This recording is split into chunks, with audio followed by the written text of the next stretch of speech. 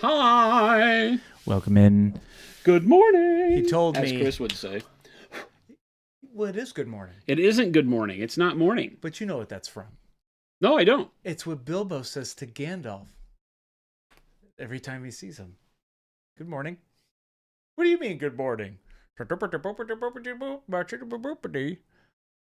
not morning. Welcome in, everybody. Sarcastic Grandpa. That Chai Cat. It's not morning, Christopher. Jason's a little spicy today. I'm not. I haven't been. He's a little spicy McSpicerton. No, I'm not. Swifter Bear. Danger. Travel Cedric. Ogre. Stan. Sugar Rush. Jeff. That Chai Cat. I'm not. What's up, Mo? Spicy. Jason, what are you doing? I'm gluing a thing. Apparently, you all had some. I touched all your stuff. I can always sense my stream senses tingle every time this stream goes on. So I touched all your stuff. Jason, my nuts. We're painting some Conquest this week. Nuts were on your mixer. You keep saying that, but these are technically your things. Technically. Oh. So you Rats. just put your. I didn't plan that out very well, did I? You might have just put your Dang balls on your stuff. Dang it. Well. Dang it. I'm the bad guy? What is going on? Chris, am I the baddie? Frigid Phoenix was just here to visit. One of our active community members. He can't be in chat. He will be. Hoosier, 24 months.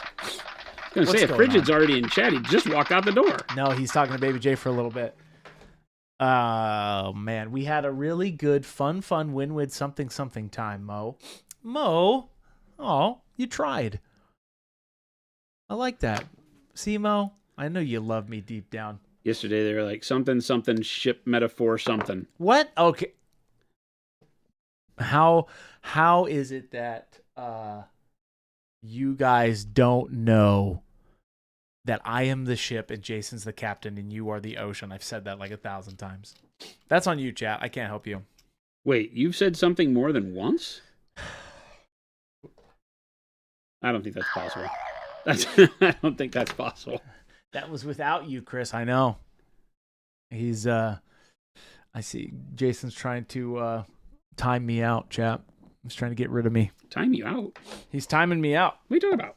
He's pushing me out, chat. He's pushing me away. What are you talking about? The Grand Deceiver says, I just want to say that even though I've been in the hobby for over 30 years, I still learn new things every time I join this stream. The value of the stream cannot be overstated. The Grand Deceiver, we really appreciate that. Thank you.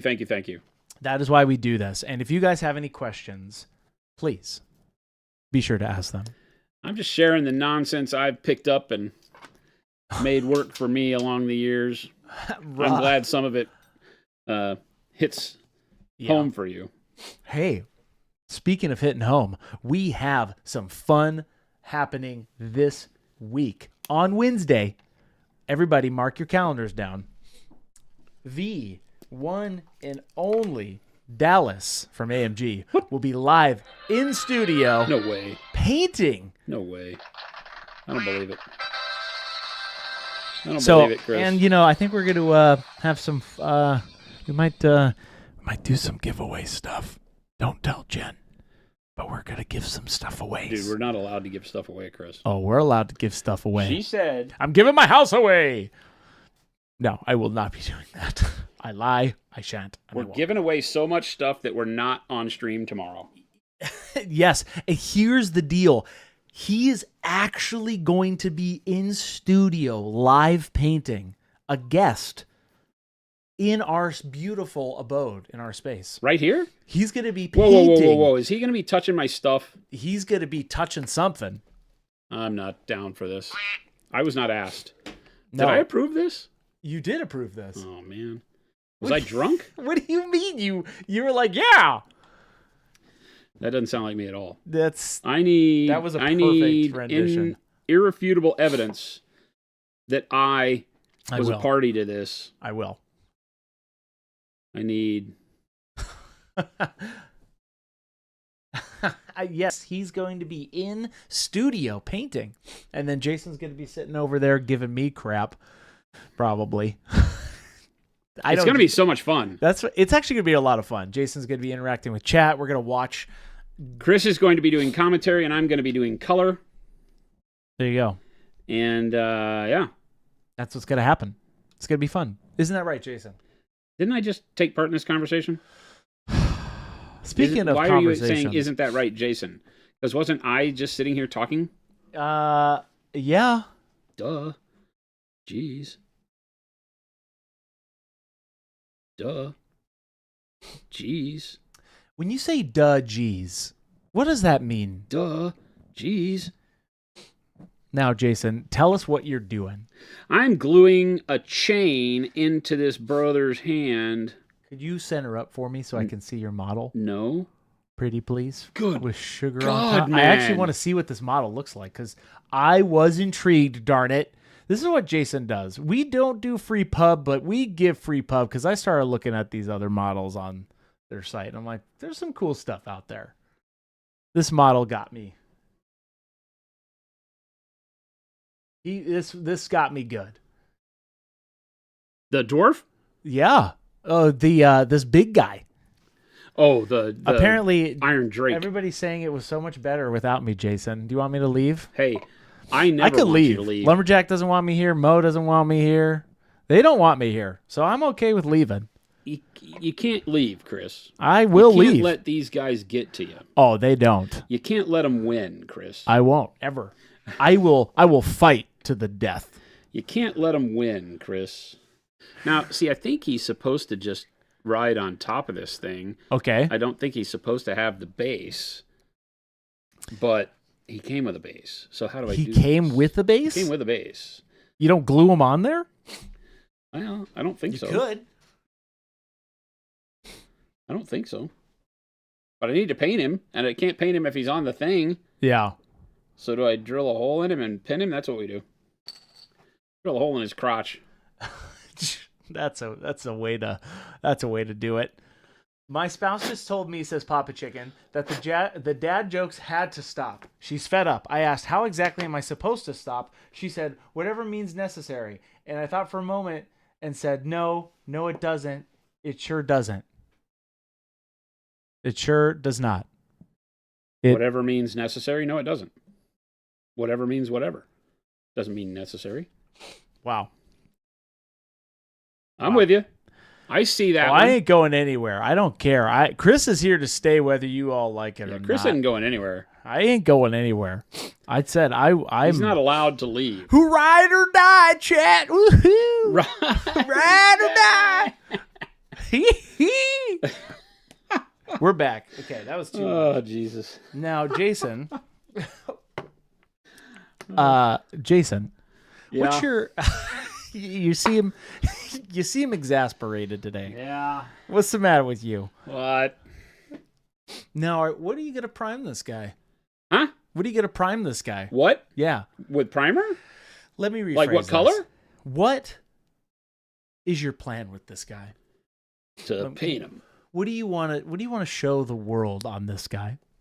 I want to show the world how to I don't enjoy life through song. You always go to the same stuff. It's either no, that's not how this works. I'm done. Yeah, Chris is not going anywhere. They just sell the building. That's right. I don't understand this guy. I thought it was Chris and not Chris. You thought it was Gabe and not Gabe now. Oh, I was here for all of it, chat. It was not Gabe. Don't you know that Gabe. I am always Fake present. Gabe. I am always the ever-watching eye, and I will shut it down. This fake Gabe intruding in our midst. Our midst, to whomst. To whomst their own. There is a fake Gabe. To whomst their we. Ted Onions, thank you so much for that sub. 12 months. We had to zoom as Chris, please stay. Where is the Chuck key?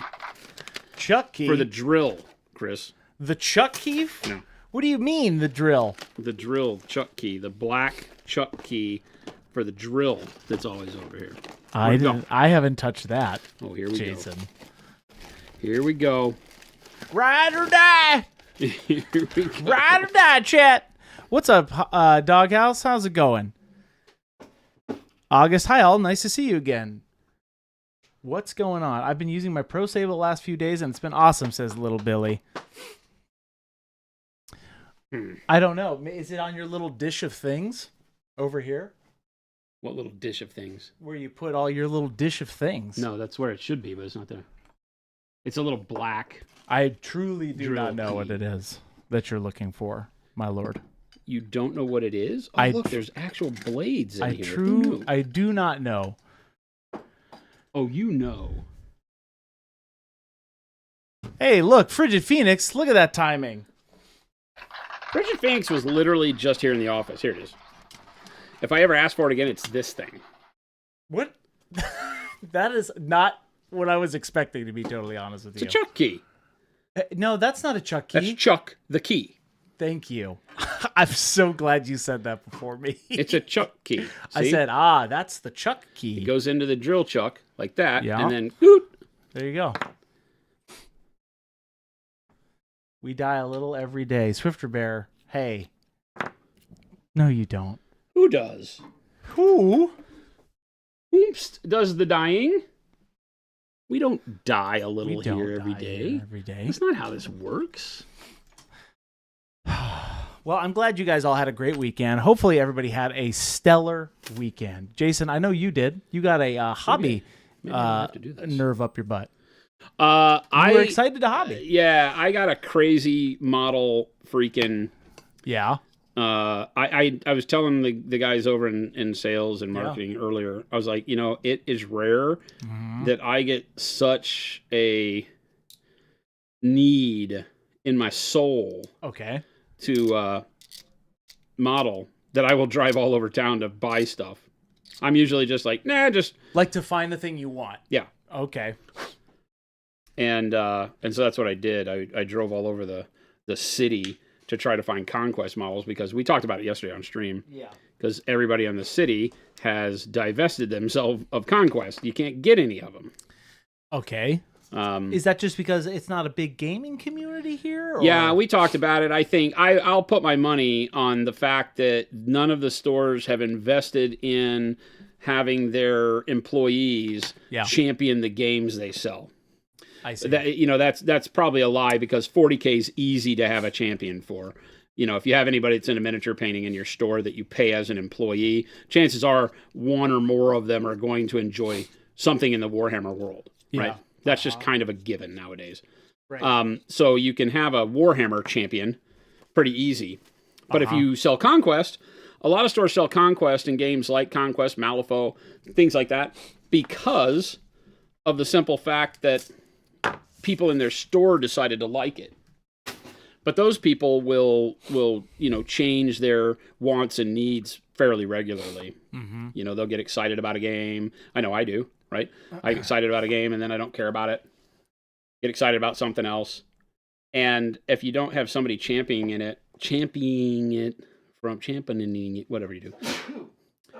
You don't have somebody at your store who's driving it. Right. Then it's going to be really hard to keep the public interested.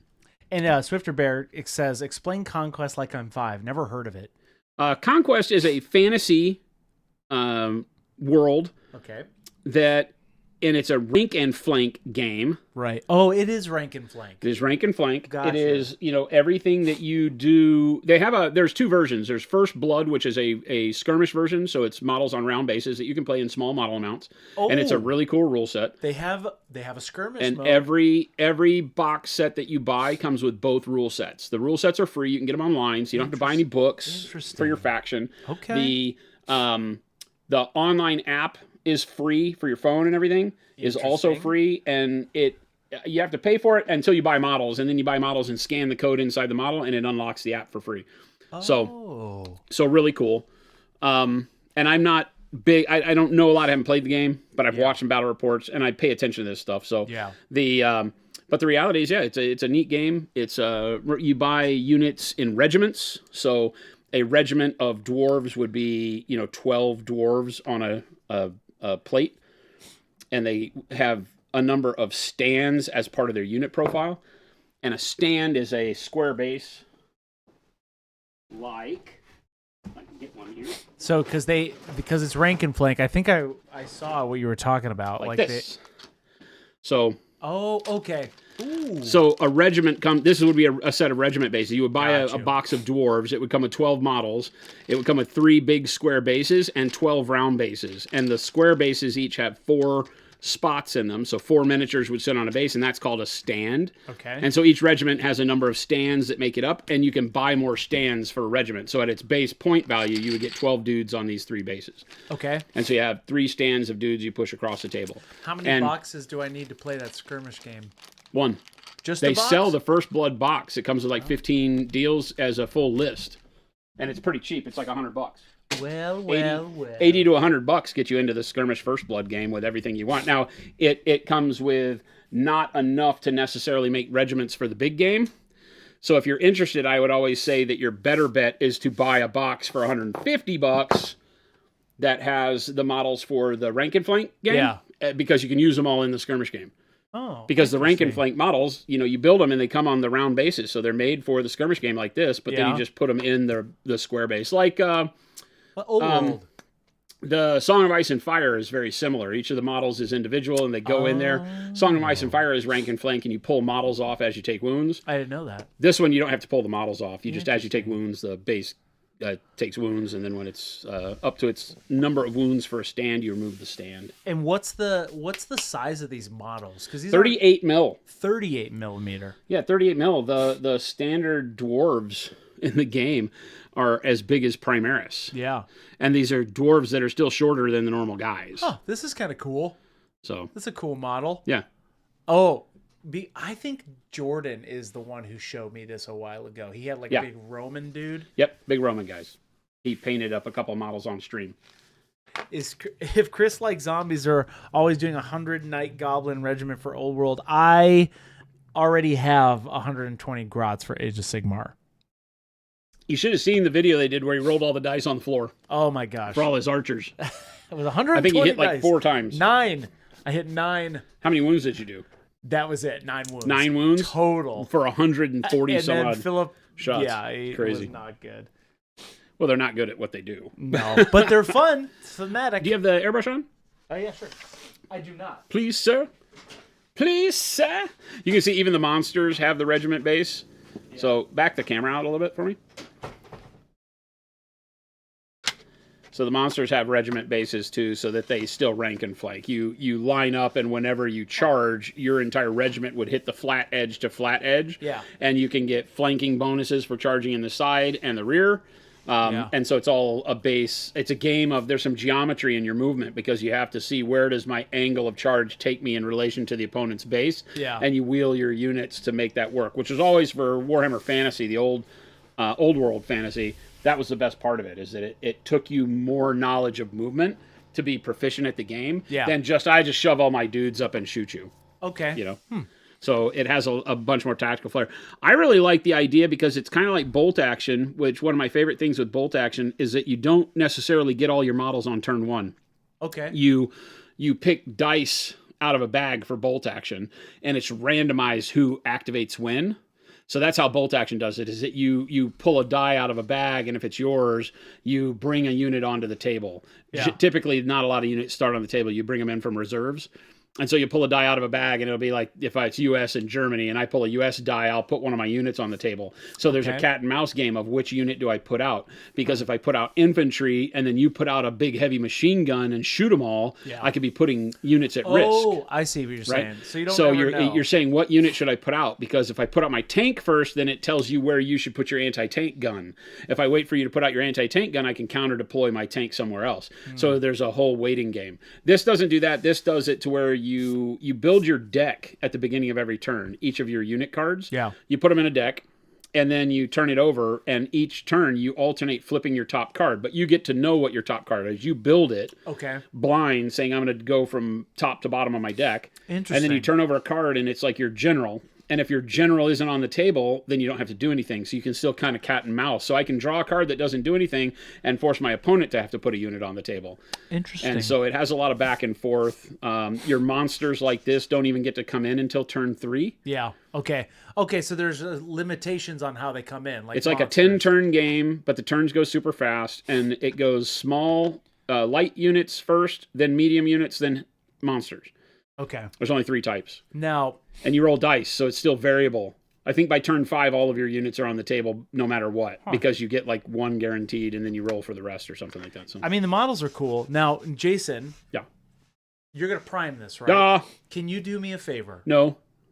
And we actually get this question quite a bit. While you're priming He's this... blaming it on you guys. No. This is he's true. playing my heartstrings going, I am. But you know, the people Jason. ask quite a bit of the time, how do I get the best priming experience from the airbrush?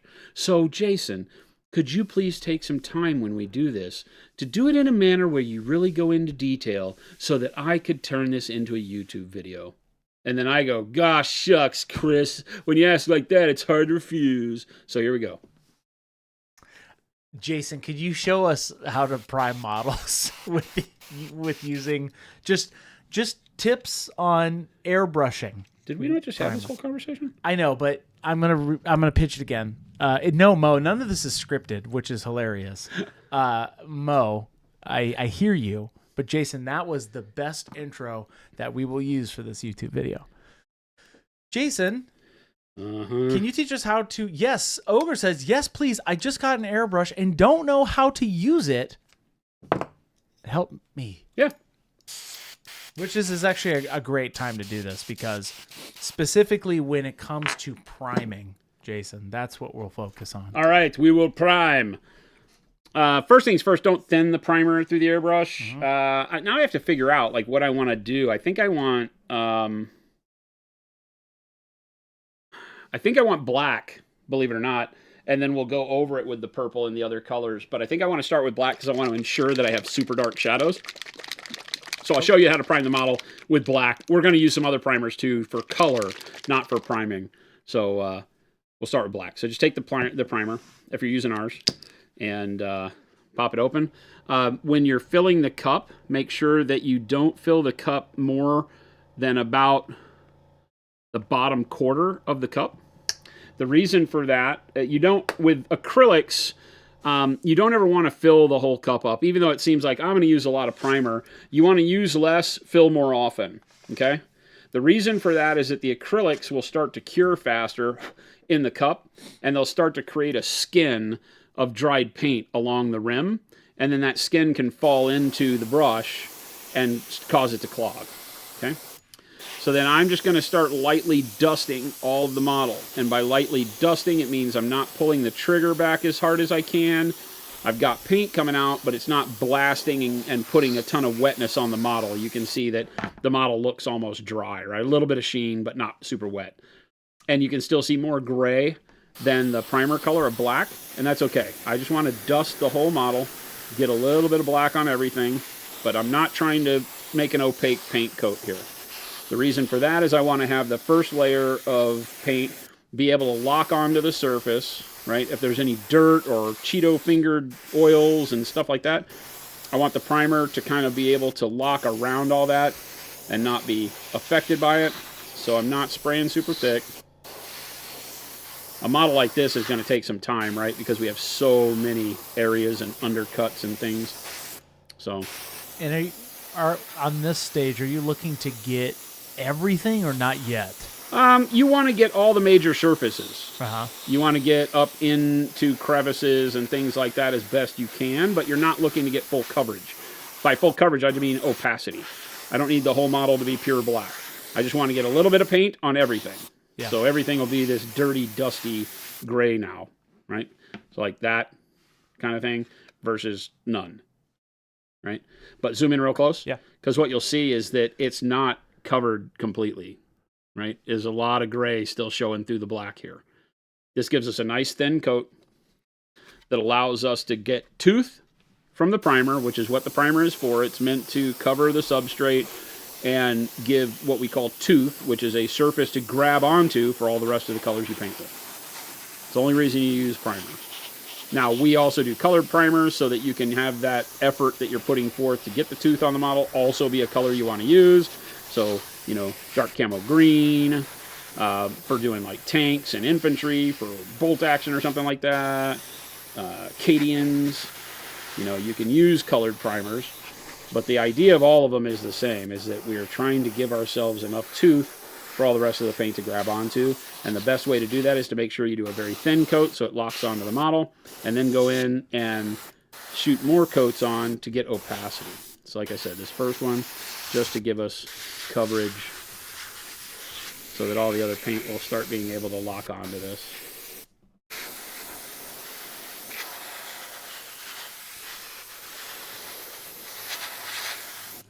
And is that because you're not covering the whole thing, when you put on the next layer of primer, it just helps it adhere a lot better, correct? The next layer, this layer will dry quicker because it's very thin, right? Paint, when you put it on real wet, especially acrylic paint, has a problem because the part that is closest to the air dries first. Yeah. So if you put it on real quick, it means that the top of the paint can dry and the underneath doesn't dry as fast. And that can cause you all sorts of problems. With cracking, not getting adhesion on the model. Some people put a ton of wetness out on the model. Yeah. And you should avoid that at all costs. Do not make your model wet when priming. It should be fairly dry application of paint, if that makes sense. And why would someone use white primer over black primer at this stage? White primer, if you're going for very vibrant colors, can help because it'll make those colors straight out of the pot, like yellow and red. It'll make them have a lot more punch because they'll be going over a bright substrate. Mm-hmm. The problem with it is that you have no shadows on the model with white. And so you'll have to then paint all of your shadows on as well. Okay, so now I'm out of primer. Yep. And I need to go back and fill up again. Super Bleeder says, you've got a taupe primer. What is the standard line equivalent? Bone? There isn't. But bone is close, but no. Yeah. We don't have a taupe in the main line.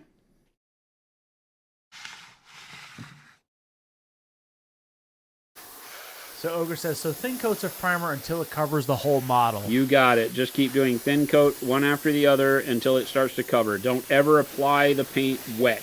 Try to keep the paint application as dry as possible every single time. The first couple of coats I'm putting on are really just spent making sure that I'm getting paint on all of the gray or all the gray raw plastic surfaces. Okay?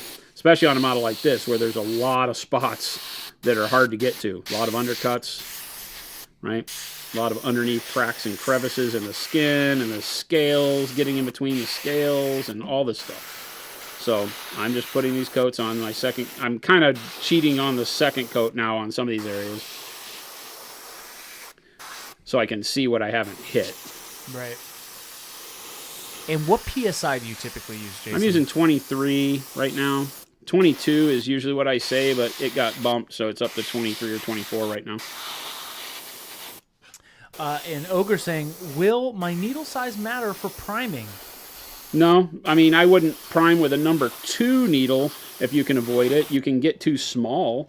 Primer is thicker with the if you're using, like ours is a polyurethane primer, acrylic polyurethane, and so it just is a heavier paint. So you might find that it would clog smaller nozzle sizes quicker.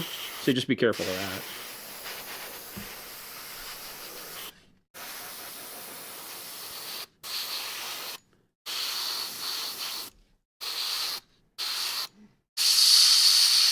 I'm going to have to go a little wet in the deep recesses because I just can't get enough paint in between like the shoulder plate and the part of the armor that's really down deep unless I throttle hard on the airbrush. And would those be something you would just go back and use the brush-on primer for?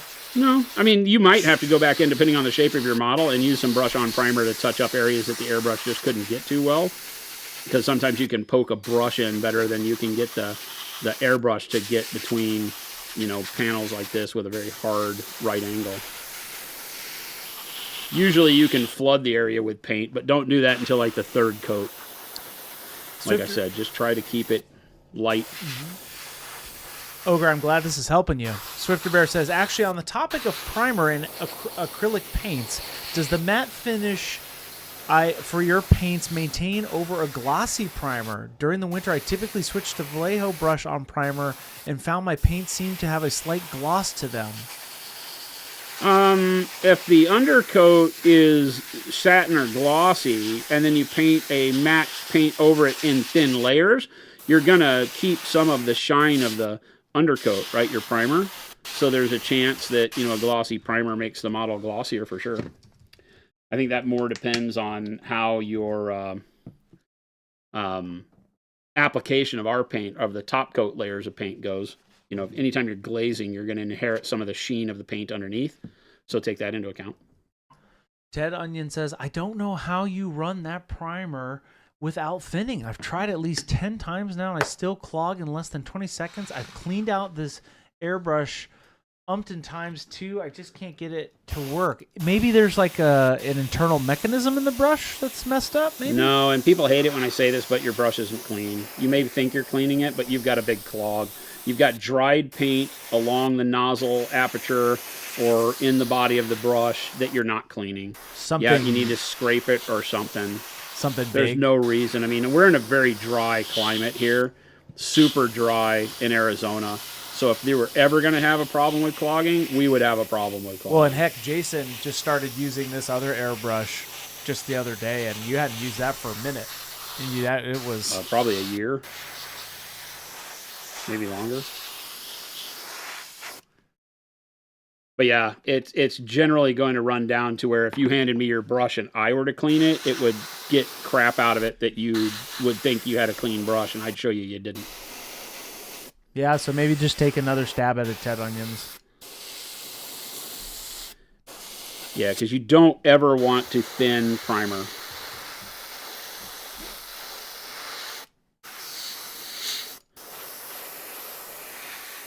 It stops being primer and just becomes paint. And it loses its adhesive capability.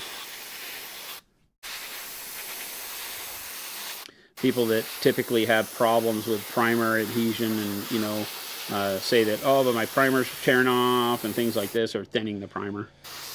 James is asking, if we plan on using masking tape, should we let the paint cure longer or change the priming approach at all to increase the durability? I've had paint come off on tape removal process many times, multiple times. I would never tape over primer.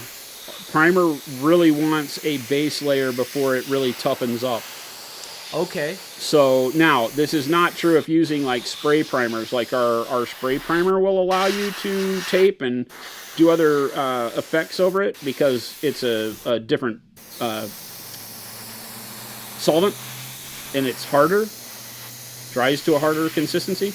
So you can get away with it with the spray primers. The acetone works great for that. So use our rattle can primer for that.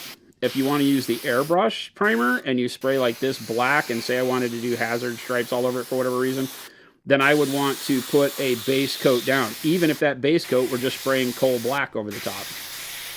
Right? I want to lock in my paint with a top coat layer. But yeah, you could also let the paint sit, but I don't guarantee that it'll work even after 24, 72 hours because the tape still might take the prime layer off. It's built to lock on with all of the subsequent layers of paint. Mo says, when you're cleaning your airbrush, look down the nozzle and the needle barrel on white paper.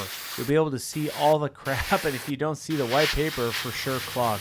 Huh, that's a good Well, that's and even if you tidbit. see the white paper, right, it's that the aperture has been constricted, right? You're looking down a cylinder, and imagine there's paint along the cylinder walls that are causing it to be narrower than it's supposed to be, right? Let's say that a 0.2 aperture needle has 2 millimeters. Right? And then you go in and you run a bunch of paint through it and it turns from 2 millimeters to 1.5. Well, that's a different brush, right? Usually you'll know this because you'll start having to pull the needle back further to get the same amount of paint out if you're paying that kind of attention to it. How can you tell what size your airbrush nozzle is if you don't know? Generally, the needle will have some sort of a marking on it, whether it's a couple of lines routed into the butt end of the needle. And same with the nozzle. The actual nozzle, not the part that you can necessarily see from the outside of your airbrush, but when you take the nozzle cover off, like if you're breaking your airbrush down, then in there you'll typically see some notches. I can show you in a second. The on this brush, it's 0.03. Zoom in real close. Yeah, 1 second here. Boop. You can kind of see already. You can see 3 notches. 1, 2, 3. That's a 0.3. That's so silly. I didn't realize Right. that. And then on the nozzle, if I take this off, right, on the nozzle, it has, for the Grex, it's got little notches along the perimeter of the keyed part here. It may be down in the body when you pull it out, but it'll have the same kind of notches along the nozzle. Huh, nice. Because they come as a pair. So you got to make sure you're using the correct nozzle for the correct, or for the right needle. Better Off Ted says, I've been using the Bold Titanium White to prime my minis with my airbrush. Is your white primer different from the Bold Titanium White? Yes. Yep. Different. Same pigment, but polyurethane as a medium, as the acrylic resin is a polyurethane resin.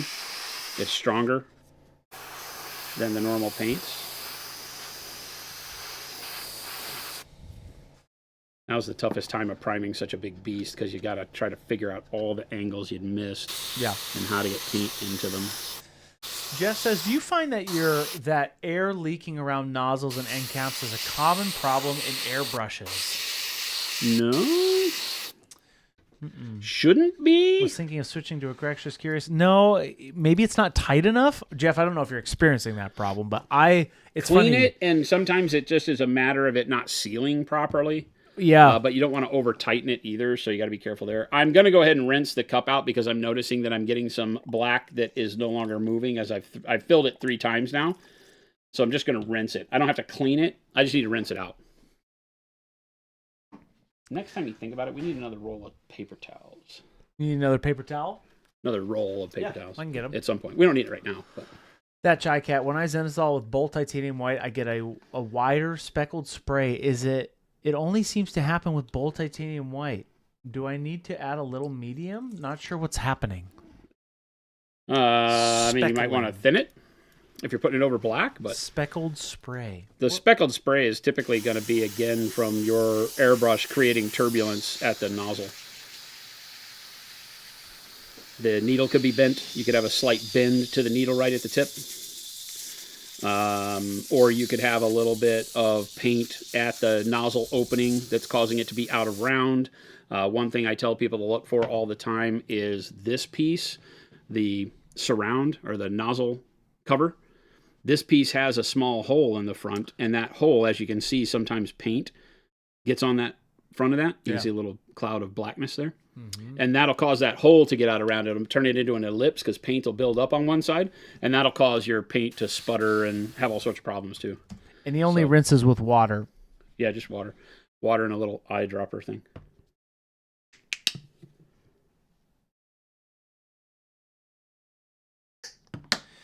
Papa Chicken says, I'm pretty much... Chris?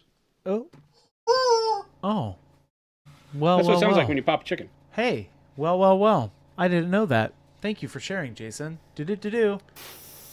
I'm pretty much always painting my Battletech minis to display quality, but I game with each of them. I don't really have issues with plastic minis, but the metal ones are more prone to losing paint. How do I fix this? Do you varnish them? Yeah, the only thing you can hope for is varnish, but it really doesn't help. Metal models chip paint. It's just a unfortunate truth, especially on Battletech where you have a lot of square corners and such with the mecha. If I'm working from a black base coat, typically I have to brush on black all over the model after priming because the finish doesn't match. Would I have to do that with your primer in coal black? Wait a minute. You have to brush on... Oh, you're trying to match your primer color, and you're asking, would I have to do that with your primer and coal Why are you black? doing this? Give me the situation that's causing you to want to do that. If I'm working from a black base coat, typically I have to brush on black all over the model after priming because the finish doesn't match. So our primer is just as matte as our paint. The problem with other primers is that they're not matte. They say they're matte, they're not. They're satin. I don't know of too many other ones that give as matte of a finish as ours. So if that's the problem, then no. I mean, I would use this as a black base coat. I wouldn't paint black over it unless I were going to do, like we said earlier, taping. You know, if I were doing hazard stripe and marking tape and things like that on it, then I might want to go ahead and paint black paint over the top to give it a tougher surface to adhere to. Paint Liquor, what's going on? Missed you guys. Work has been nightmarish. Oh, Paint Liquor, good to see you.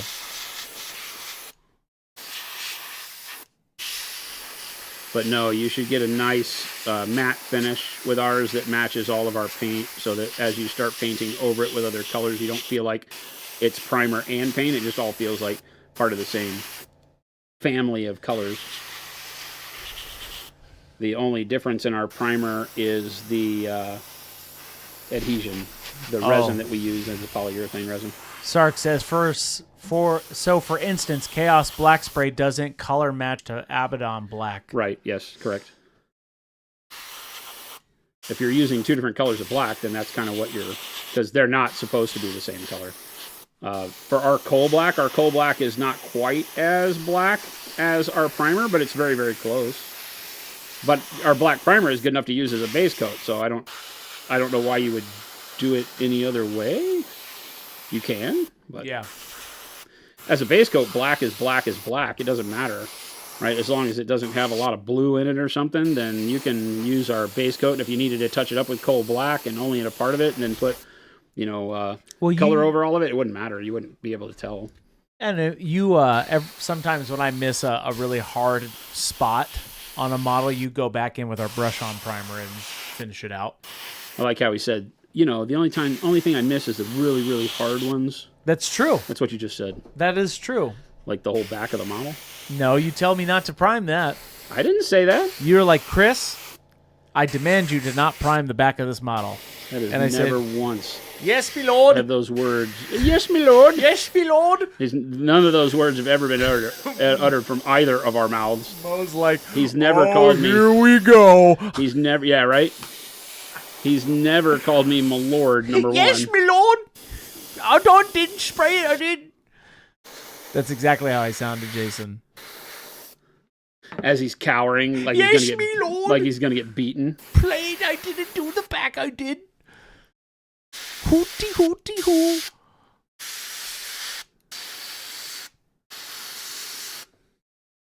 Chris, I want to paint more like Game Delay. Don't prime the back. There you go, Game Delay.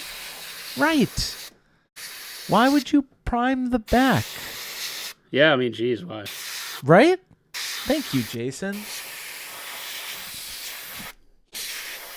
I don't know if you're being sarcastic, but I'll take it. Oh, I'm being something. He's something. What's the best tasting primer? The red oxide looks good. Walking Harder, you're banned. Don't eat the paint. That was a quick ban. Chris is Reek from Game of Thrones. That needs a pale pink zenithal, says Kenny. Pale pink would be a cool zenithal, actually. For who? Just in general. No. No? No. Pale pink? Come on, man. You would like pale pink. Pale pink would actually be a really good one.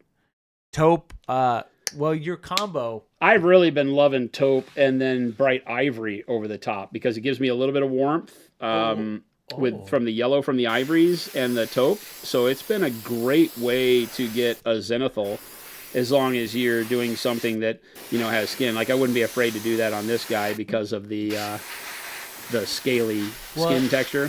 The dry brush part's always a little rough on doing like Space Marines or something. You don't want to. You've been liking the combo you've been doing, that purple with the red and then the taupe. Yeah, purple, red, and taupe. That trio of colors is fantastic together.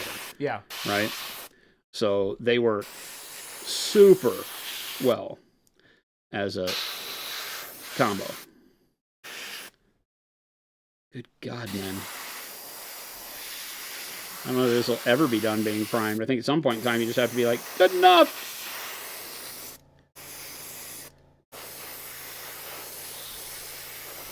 This is like 5 passes to get this thing, just by virtue of continuing to see areas that I missed.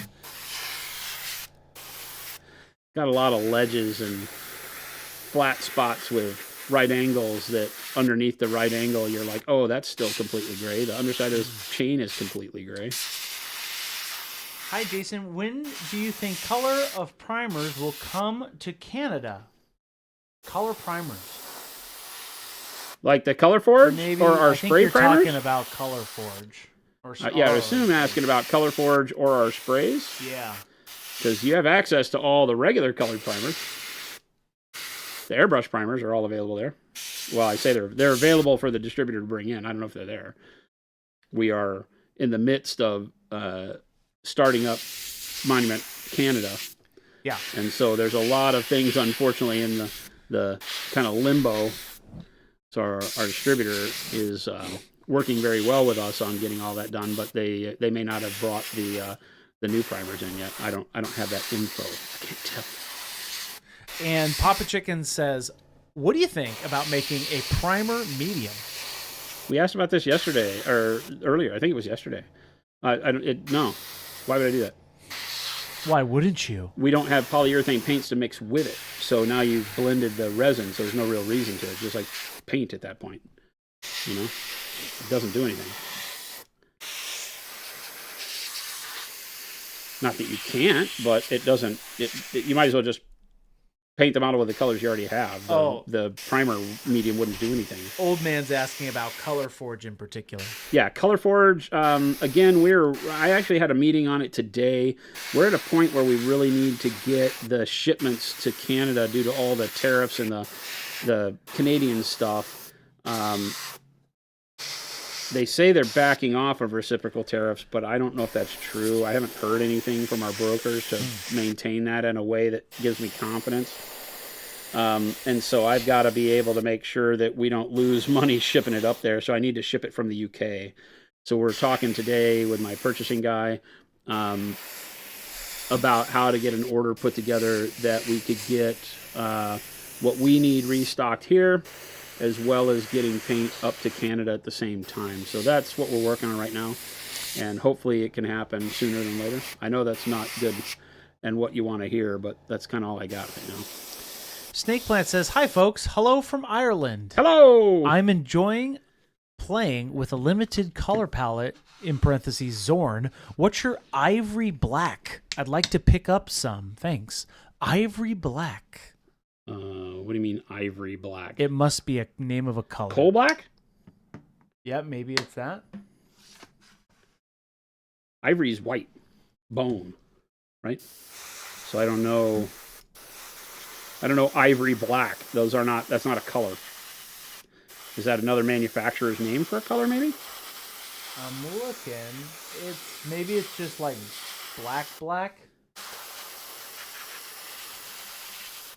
Snake Plant, you might have to explain it a little bit more. We have a coal black. Maybe. I think that might be what you're talking about. Oh, Mo says ivory black is an oil color. Mo, is it like a dark black? It's an artistic. Oh, that's right. It has like a brownish base to it, I think. Oh, that would make sense. In the Lumberjack Zorn says palette, it's an artist acrylic. Ivory black is a yeah, very it's old not artist. it's not an actual pigment, so that's the thing. I don't know. I would have to go to my charts on that because that's not one that the pigment they use in a bunch of oils don't translate well to acrylic. So I don't know what the pigment combo would be from our line, but any of the you would have to mix it no matter what. Oh, okay. Snake Plant says it's apparently from how tusks were roasted back in the day. Interesting. Yeah, it would be a carbon black mixed with maybe I can't even imagine what you'd use for the earth tone. Interesting.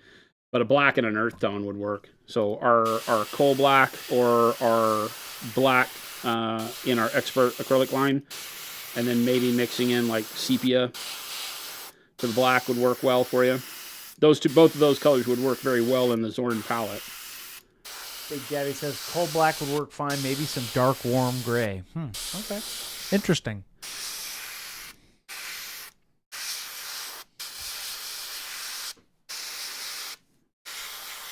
Good God, this guy soaks up a bunch of primer too. I was just about to say, that little guy does soak up a bunch, huh? He's got like tons and tons of undercuts.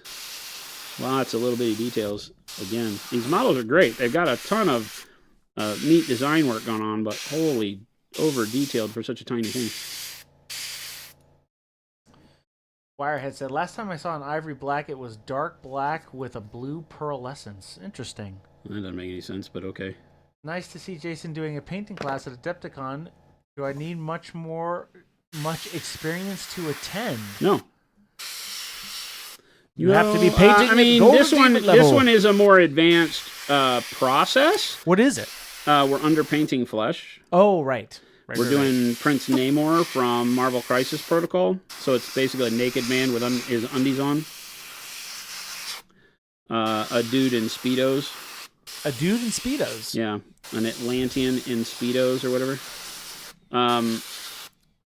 So we'll be showing you the basic concepts of underpainting colors and then glazing. So it will be knowledge that everybody will need. If you are not used to painting with very thin paint, it would be really great to help you learn to do that.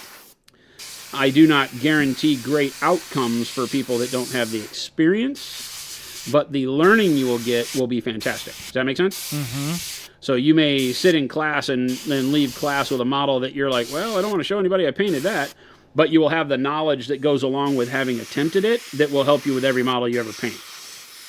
That's part of like how I teach, if you're familiar. But yeah, it will kind of want you to, I'm not going to go through all of the fundamentals. I will show how I thin my paint, how I believe thinning paint works the best. So I'll have a lot of tricks and tips with regards to that, but it will kind of want you to know a little bit about that to get great results out of the finished product. But anybody could come. Killjoy says, since people are requesting things, I would love a camo colored wash for us bolt action players. Camo colored wash. Why? I understand, and I hear you. Mm-hmm. Why would you want a camo colored wash? Why would you not wash the greens that you painted with browns or something like that? The wash is intended to be the environmental effect, and the camo colors are not necessary. I mean, when I hear camo, it's people asking for green. Right. Is what I hear. Yeah.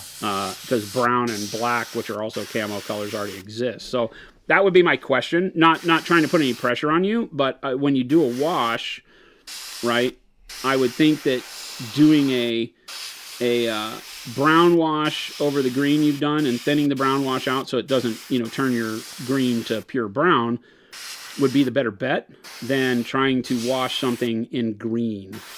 Oh, yeah. Interesting. Sark said, yes, please, camo green wash. Jeff says, I love the green-brown wash for my bolt action models. Rattlecan says, petroleum brown wash equals camo wash. Yeah, the newest washes that we have, the gray-brown, right, or the brown-gray and the petroleum brown are fantastic for those earthy tones. You can thin them so they don't have as much impact over your color, but they do, I think, what you're wanting to do. Mm-hmm. I'm not trying to dissuade you. I'm just like, that's why we don't make a green wash, because a green wash is like, when do I ever put a green... When do you put a green wash? Environmental effect over something? I could see it for, like, if I were doing... like a wooded area and I wanted like a mossy effect, maybe. James asks, what's the best way to sign up for that class? It's through Adepticon. Yeah, so... go to Adepticon's website. I believe they have like a whole class thing, like a class roster. They got it. I don't know when I think they announced today that the classes are happening and gave the listing, but I don't know when the sign-up goes live. Usually that's in like January. Yeah, and they also have a section on dates specifically on the website, so you guys can go check that out. Yeah, I don't control that. That is a Dallas question. When Dallas is here on Wednesday, you can ask him. Killjoy says, I am a new painter, and I thought the wash was supposed to match the base coat. Oh, so that's why you're asking, Killjoy. No. The wash should be something that brings contrast to the color of the base coat. Okay. Can it be the base coat color? Yes. So if I were to paint something in a brown and then put a brown wash over it, like we did with bear fur. If you paint a bear and you do it in a brown and then a light brown dry brush maybe, and then you go back with a dark brown wash, but I wouldn't use the same color as the base coat. In most cases, you want to use a contrasting color for your wash. Right. And the reason for that is so that you get the color of the shadow that you're putting on. Because for all intent and purpose, when we do a wash, it's a shade. Yeah. It's meant to bring darkness onto the model. It does not mean that you want to do black wash on everything, because black wash grays out all your color. So you do have to be careful with that. I typically like browns. That's why we made the brown gray and the petroleum wash, right? Because they give more nuance to things that are kind of blackish, kind of brownish, a little bit more yellow, a little bit more green.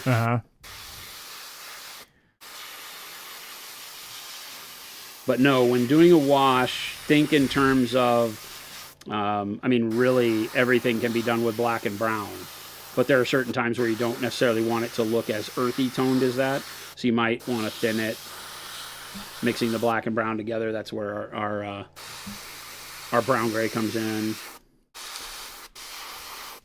Lumberjack says, thanks, GW, for the bad info on washes. Kind of, yeah. It doesn't mean that you can't paint something green and then put a green wash on it and not get a really cool look. That's not what I'm saying. I'm just saying that you probably would get a better look if you went with an environmental color. Think like if you're doing bolt action and the guys are in green camo. Say you're doing Marines and they're in green camo. What would be better is like a light brown wash on them, so it brings the dirt color up onto them. Yeah. Right? Think about it. If you go out and play outside, like we're all 3-year-olds. Woohoo! Right? But if you were to go outside right now and play football in the park, right? The only places you're really getting green is if you're on, fresh, wet grass. Even on grass, most of your stains on your clothes would be browns, because the dirt is what leaves a mark more than the grass. So putting a green wash on something doesn't necessarily make sense, because what's the green coming from? That's the way I think about it. So that's what points me to browns and blacks, because it's like, okay, if this guy were outside in a trench or running around in a foxhole or, in a city, there wouldn't be anything turning him green. There would be a lot black and gray and brown. And so as you put a black, gray, and brown wash on the model, it starts making it more realistic, especially for things like World War II models like bolt action and such. It starts to desaturate the colors into one another and makes it feel more, just more realistic, more desaturated, more real world. When we paint Space Marines and stuff, a lot of times we want vibrant colors. Yeah. And it's more fantastical. They're not the way color really looks in the real world, especially not in a war-torn future. With smoke flying through the air, there's not a lot of bright sunlight. You're not out on a beautiful day in the park having lunch with your sweetie when painting Space Marines. Shark says, do you get much overspray with your airbrush, or do you think a spray booth is necessary? I'm painting right here with tons of models around. I don't really get overspray on anything except a little bit on my hand. And I've been painting this really big guy. It's control. Maybe after years. It's control. Yeah. It's all a control thing. As you're getting new and you're moving the brush a lot, then you probably get a lot more overspray. Notice how I'm spraying the model with the brush about 2 inches away too. Yeah. I don't pull the brush back very far, so there's no place for the paint to really go except on the model at this point. Right? And that's the key. You keep moving the brush too as you do this. Oh, yeah. Whenever airbrushing, that's just a standard airbrush thing. Don't ever sit with the airbrush in one spot. Always be moving the brush. ABM. Always be moving. Move the nozzle of the brush around so you don't get paint piling up on any one part of the model, so it doesn't puddle, doesn't spider web out, right? That allows me to paint really close, is that I'm always moving. Even if I'm painting the same spot, it'll look like my hand shaking like this. Yeah. That's me moving the brush on purpose. This is my hand still. Yeah. Right? But when I'm spraying, I'll be doing this just so it makes sure that it feathers all that paint around the area. It's not my hand shaking, it's me purposefully moving the brush so that it doesn't pile up and build up a ton of paint in any one location. Right. Boom. Good to know. Yep. The airbrush for beginner type videos always try to sell the booth, but I hear a lot of people don't use them at all. It's safe because any particulates in the air that you breathe in, a booth and a mask are great. Yeah. If I were going to airbrush 500 models, then we would probably want to put a mask on me. And our air compressor is a little 1 gallon one, and I think it's a 2 gallon. Oh, it's 2 gallon. Yeah. I have a little.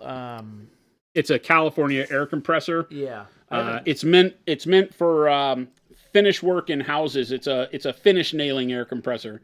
It's called Quiet Tech or something like that. Yeah. It's the ultra quiet California air. I think it's a 2 gallon or 1.5 gallon.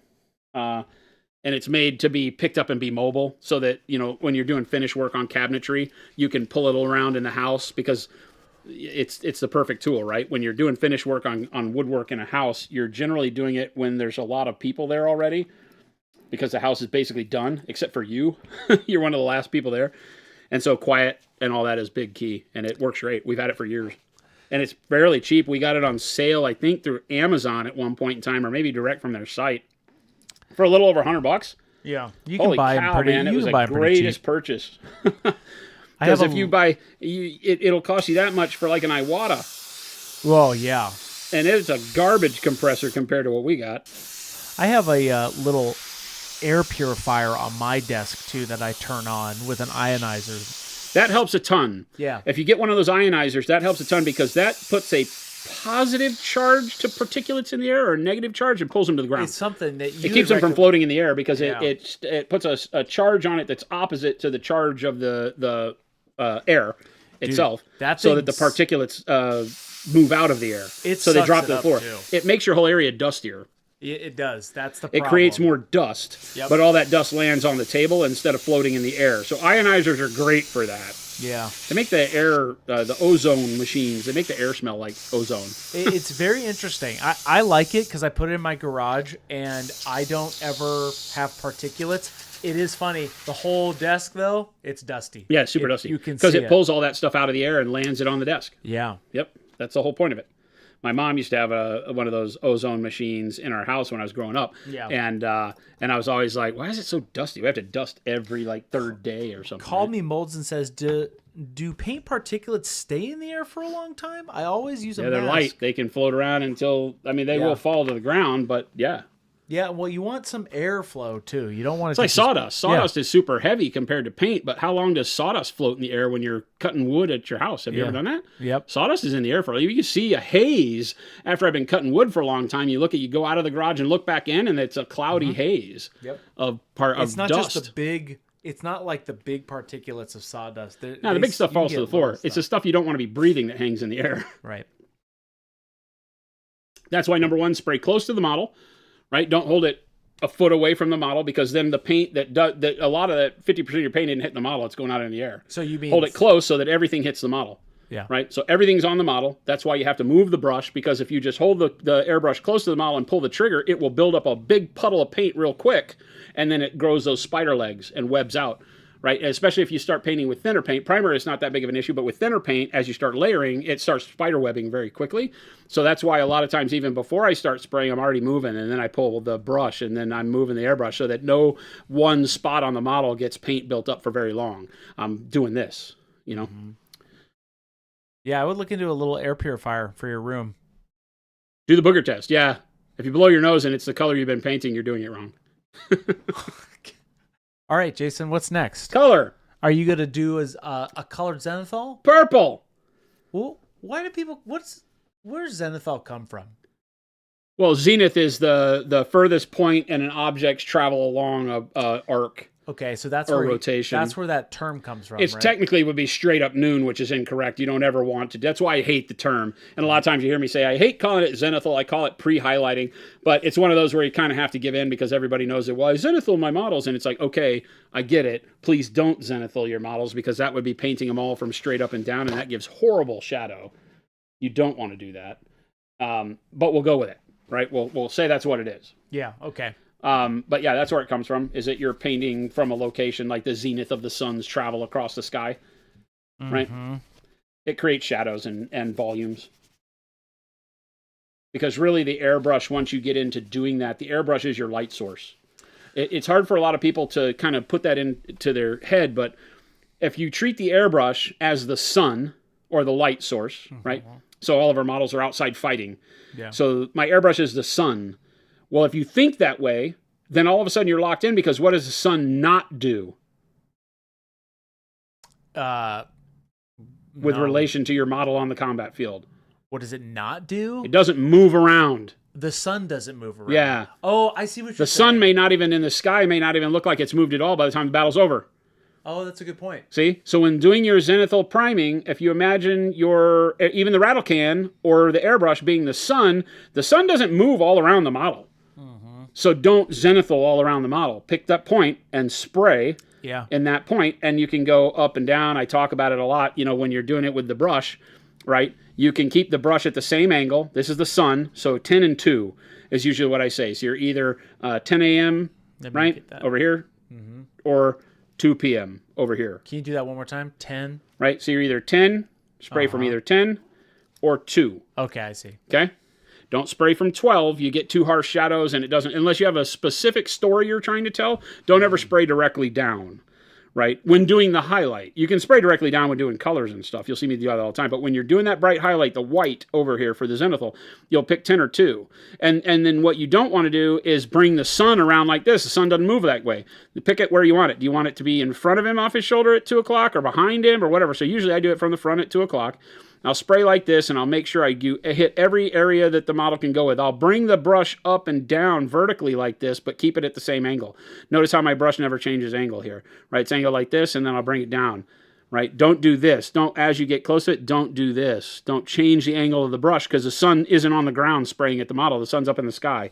So if you bring the airbrush down, you have to keep it at the same angle to make sure that it's still like the light coming from that same sun up in the air. It'll just hit the foot too. Makes sense. And we'll do some of that as we get more color on these. Cool. I'm going to do purple now. Okay. And I'm going to use the primer. I could use the paint, but I have dark purple primer here. It's nearly gone. Oh, no, it's not. It's about half full. It felt lighter than it really is. I just ended the flat earth movement. Should have never been a flat earth movement. What's wrong with people? So now, are you going to, with this color, right?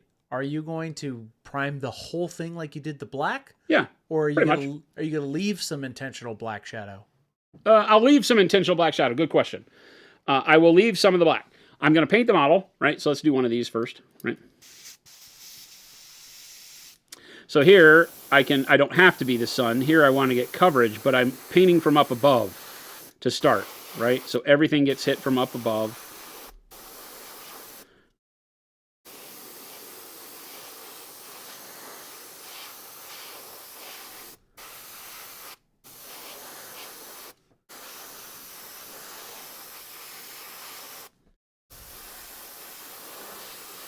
Get the whole model. But what you'll notice is that because of the angle that I've done, it looks like I painted the whole... Going close? Yeah. It looks like the whole model's been painted dark purple, but it hasn't. If you turn it upside down, it still looks black. For those deep shadows. Right. Now, because this is supposed to be a deep shadow color, I'm going to go ahead and paint from the bottom a little bit, but not turn it completely purple. Just feather the purple into the shadows a little bit.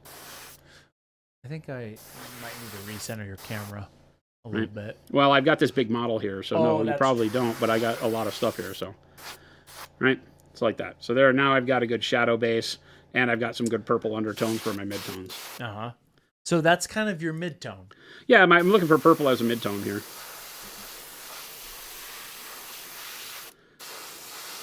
We use these terms, midtone, shadow, highlight, this color can be the midtone shadow, let's call it. The mid shadow, the bright shadow, if you want. I still want the black to give me that ultimate contrast in the darkest spots. But I'm okay with the purple kind of living in between that before we get to the brighter tones. Right. Walking Harder says, why are you using purple and not any other dark color? Purple is my favorite shadow color, whether dark or mid-tone, because it can be either cool or warm, depending on what top color you put on it. So it works as well with a yellow as it does with a red or a blue. It's the most versatile shadow color out there. The only time I don't use purple as a shadow is, well, there's a lot of times I don't use purple as a shadow, but it will be my go-to, except on models that their main color is purple.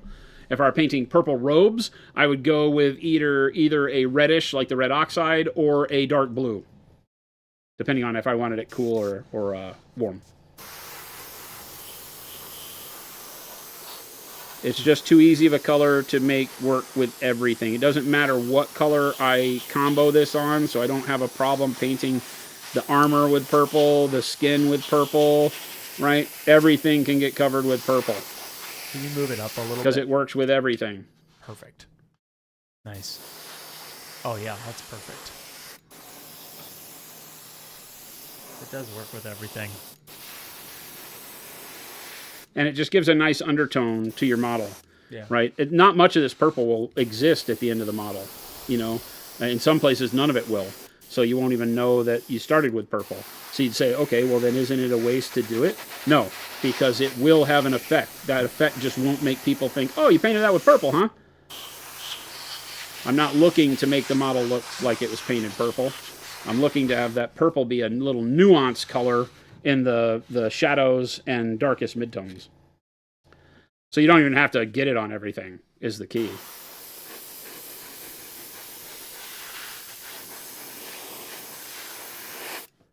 I try to get it on every surface, even the highlight surfaces, just so every color is influenced with purple. Mm-hmm. So if I do have a color that extends from midtone or shadow up to highlight, that it doesn't look one way as it goes over the purple in the shadows and a different way as it hits some other color, or just the black in the highlights, right?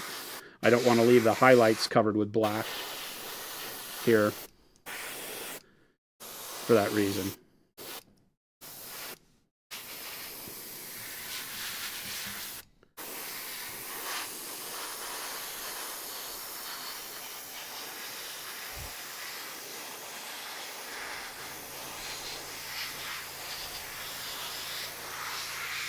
Little Billy says, purple is the Frank's Red Hot sauce of paint. It is. I put that true. on everything. 100%.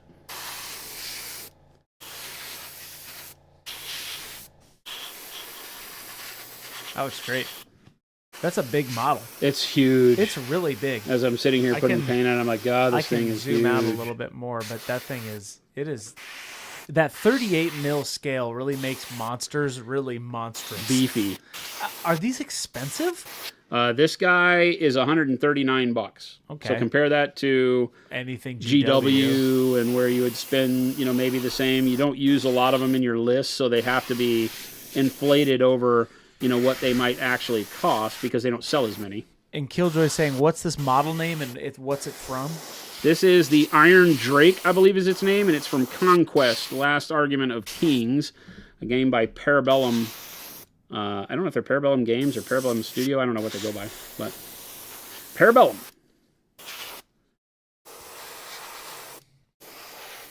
Parabellum? Barely newer. Is that what you wanted? No? Did I make you happy? Proud, Dad? Are you proud of me, Dad? Or are you mad at me now? Can't take me anywhere? Is that where we're going with this? I didn't even have to say it. Parleybublium. Great studio name. Lumberjack.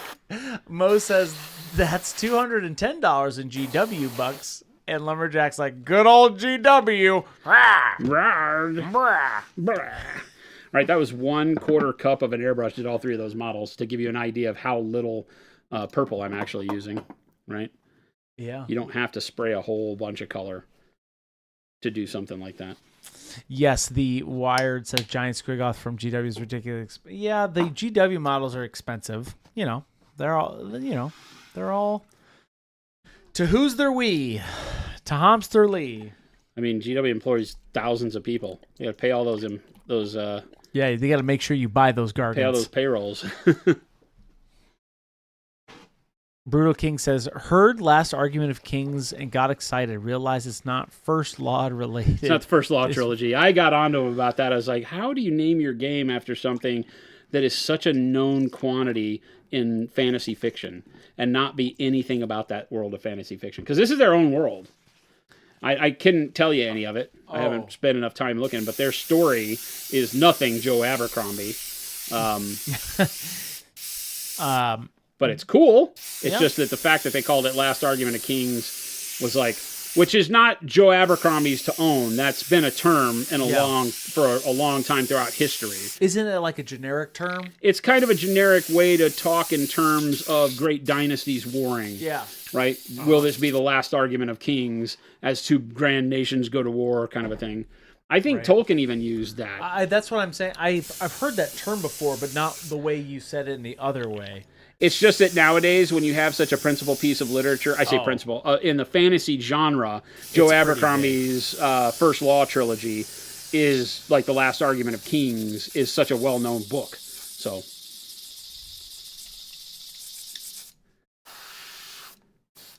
all right, so we've cleaned the purple out. Cleaned out the purple. Okay, now what? Now you're going to, aren't you going to do a Zenithal on it? Well, no. I'm going to use some colors in that way.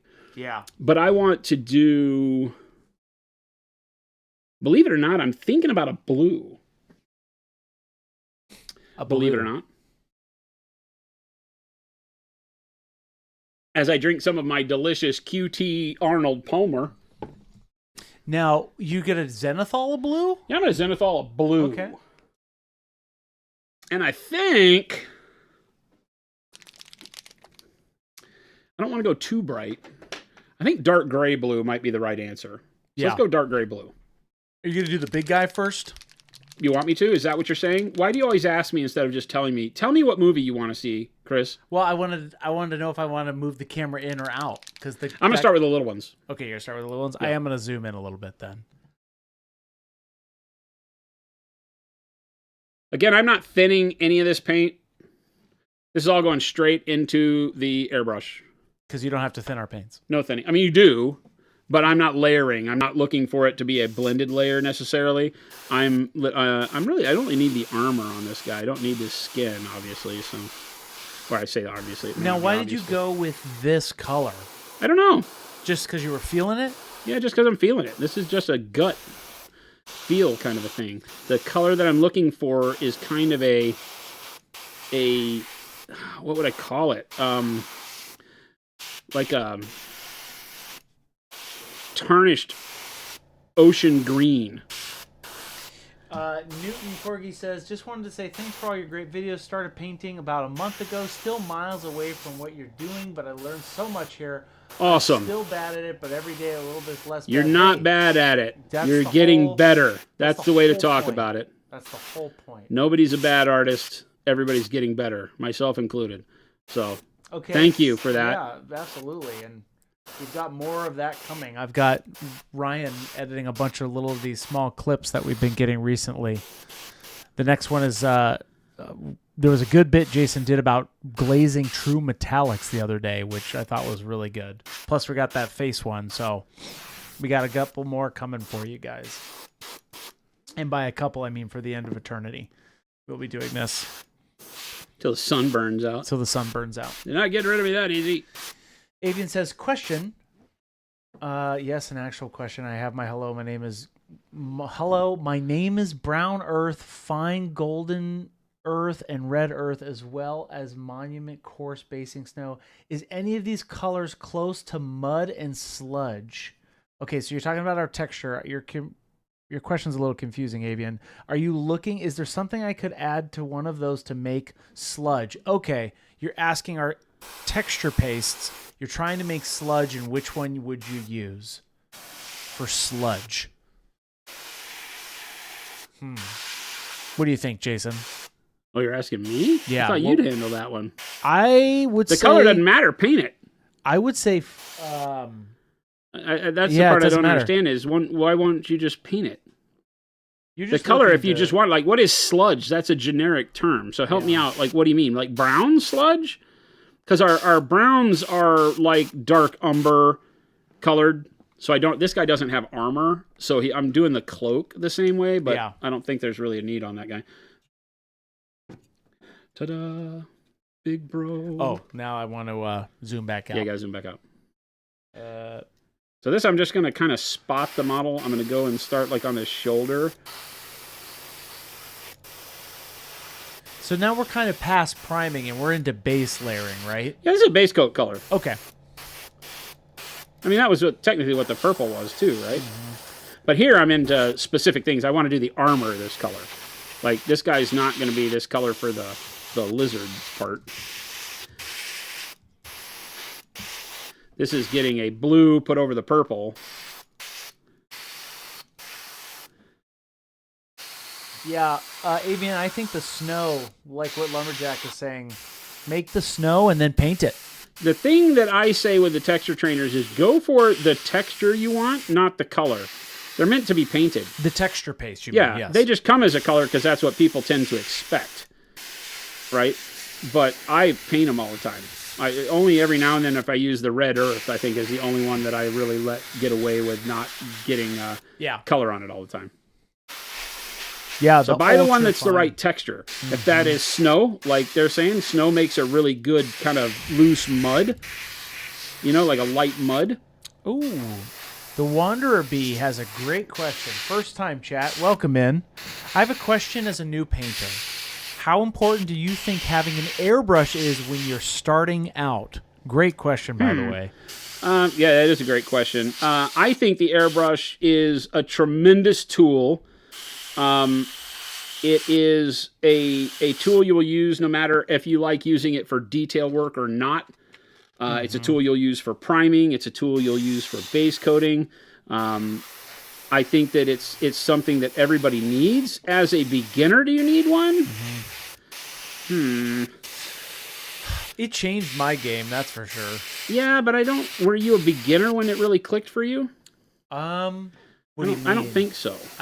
What do you mean? Like I think you were already into painting before the airbrush really made a difference to you. Oh, yes, I would agree. I think if you're a true beginner, the answer is no. Yeah. You don't need an airbrush. You need to be focused on fundamentals and seeing if painting miniatures is something you plan to stick with.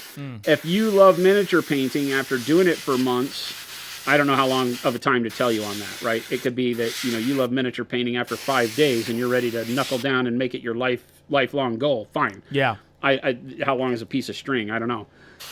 You tell me on how long that period of time is. But once you make the determination that, this makes sense to me. Painting minis is my gig. I really love it. Then all of a sudden I would say yes. Are you committed to this hobby in a way that you're okay with spending that money and using it? Because I don't think an airbrush is good if you don't plan to actually spend the time to want to learn it. And that time is going to require you to really be invested in the hobby, if that makes sense. No, I think so. The Wanderer Bee says, I've painted about 8 minis at this point. Def a hobby, but one I really have been enjoying over the past. Oh, good. I'm glad you're enjoying it. But yeah, when I took the leap to airbrush, I really enjoyed it. It really definitely took it to the next level for me for fun. 100%. Especially for fun. I will say that. It gives you a lot of freedom. It is some people's first foray into smooth blending is with the airbrush. And for that alone, it can wind up being a really great tool, right? Yeah. Because a lot of people will get tripped up as soon as they start realizing that, I have to figure out how to make my color smoother in order to get this to look the way I want to. I paint with a lot of texture, and so airbrush to me is sometimes too smooth, and I spend a lot of time with my brush making it not smooth. But you can't argue with the fact that airbrush gives you a really good transition. Right, I mean, even right now, just as blue, it makes the model very soft. Yeah, because of how light it covers. Yeah. I would also, if you end up buying an airbrush, really take the time to learn how it's made so that you can clean it properly. Well, we talk about it a lot. The first thing you need to do when you get an airbrush is spend time breaking it down and learning how to clean it. The field stripping part of it, right? Yeah. Get comfortable with it as a machine.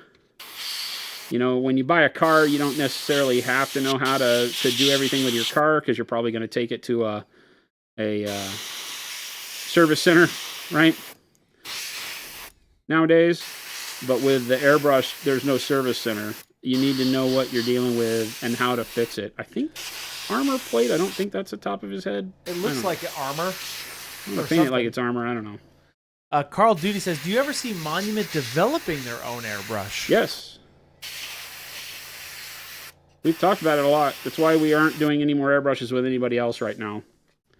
As we look, or I look, I say we, as I look into what it would really mean for us to create an airbrush that was, you know, the same as how we do other stuff, what I would really want to be using on a consistent basis. Will it happen ever? I don't know. Yes, we are doing blue over this. What's this dark gray blue? Dark gray blue.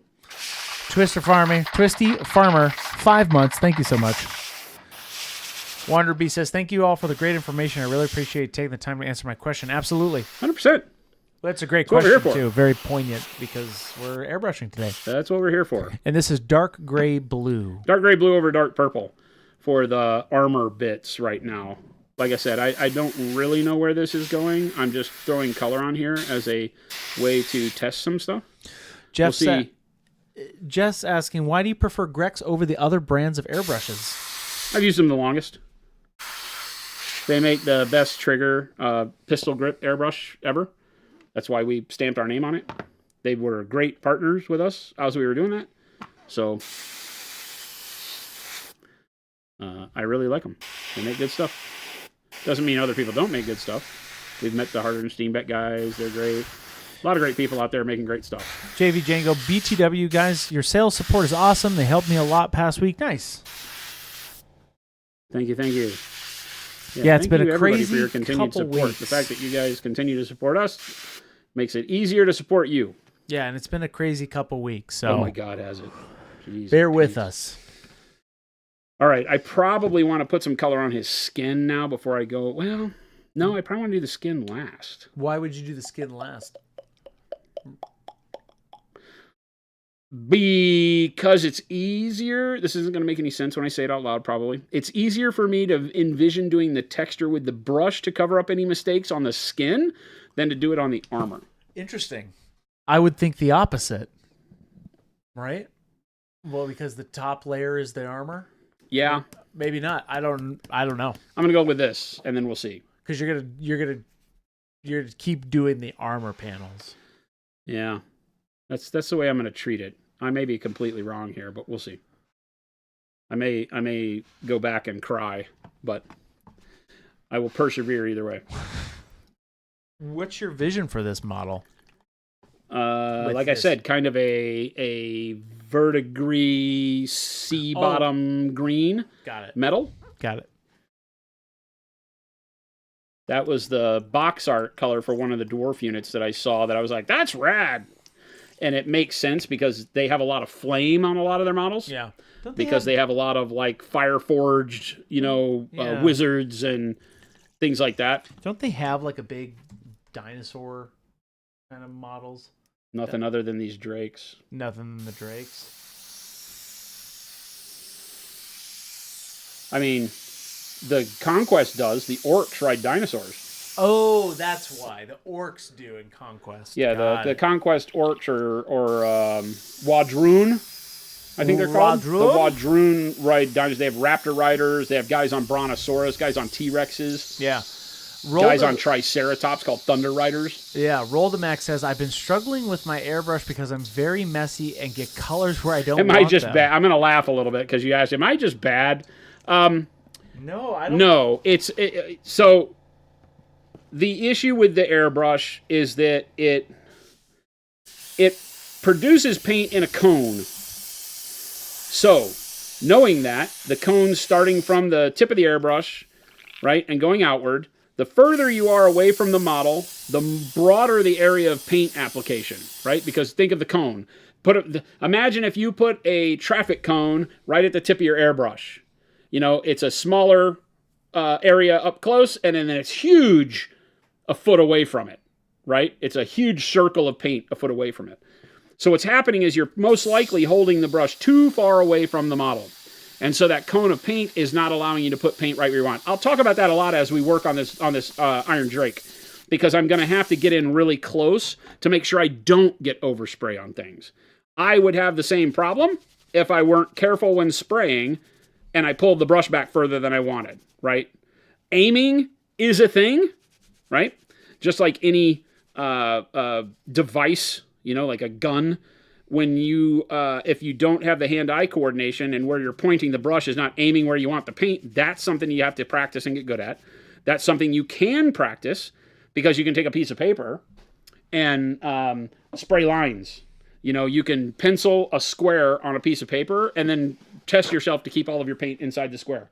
Take a Sharpie, draw a shape on a piece of paper, make the shape as simple or as complex as you want, and then only paint inside the circle or only paint inside the shape. You can make a booger shape and then try to just fill in the booger shape. Those are really, really useful ways to practice, okay? And the better, let's do it real quick, just because this is super important when doing airbrush. Magic card, Chris? Magic card. Magic card. Unite. I don't think I have a Sharpie, though. What kind of Sharpie you need? Do you just have a marker? I have a fat marker. Yeah, give me that. Yeah, baby, fat. P-H-A-T. Fat. Okay, right. So let's do something like a circle. Right? Let's do a small circle. Right? And then let's just do like some weird shape. Okay? Yeah. Boom. There you go. That's very fat. You're very fat. Whoa, I didn't mean that. What? I didn't mean that. No. I didn't mean that, Chris. Magic card. Let me think about what color I'm trying to spray next so I can not create a problem for myself here. What the heck is in there? Like Lumberjack, I bet that smells great, dude. What? This massive marker. Oh. Oh, don't sniff the markers, kids. What? You don't know. That's really good. You don't know Jade. me. We're going to go jade. Okay. So I'll use jade here as a way to show you what I'm doing. What I'm doing. Baldman was saying, ever a bad idea to choose a coloring book page and just try to airbrush over that? Also true, right? That's Because they're a already great done. idea. Right? So as a new bro, right, one of the things is just get in here and again, like let's show you. If I start in close, I get a dot. Yeah. I pull back about 4 inches and look at my dot, right? If I pull back 8 inches, look at my dot. So I can fill in the circle, but I get overspray. I don't know if you can see it, but there's overspray outside the circle. Okay, so that's further away, and it's less focused. In close, lots of contrast, right? Back further, less contrast. Back out here, it barely dusts everything. So getting close is the way to do it. Now, if you get too close when you spray, you're going to get lines, and so when you try to fill in that area, it's going to maybe have a lot of texture, right? Because it's going to have all that line work. So you want to be able to be, I don't know, I'm going to say 2 inches away here where I can pull the trigger a little bit more. It's a little bit more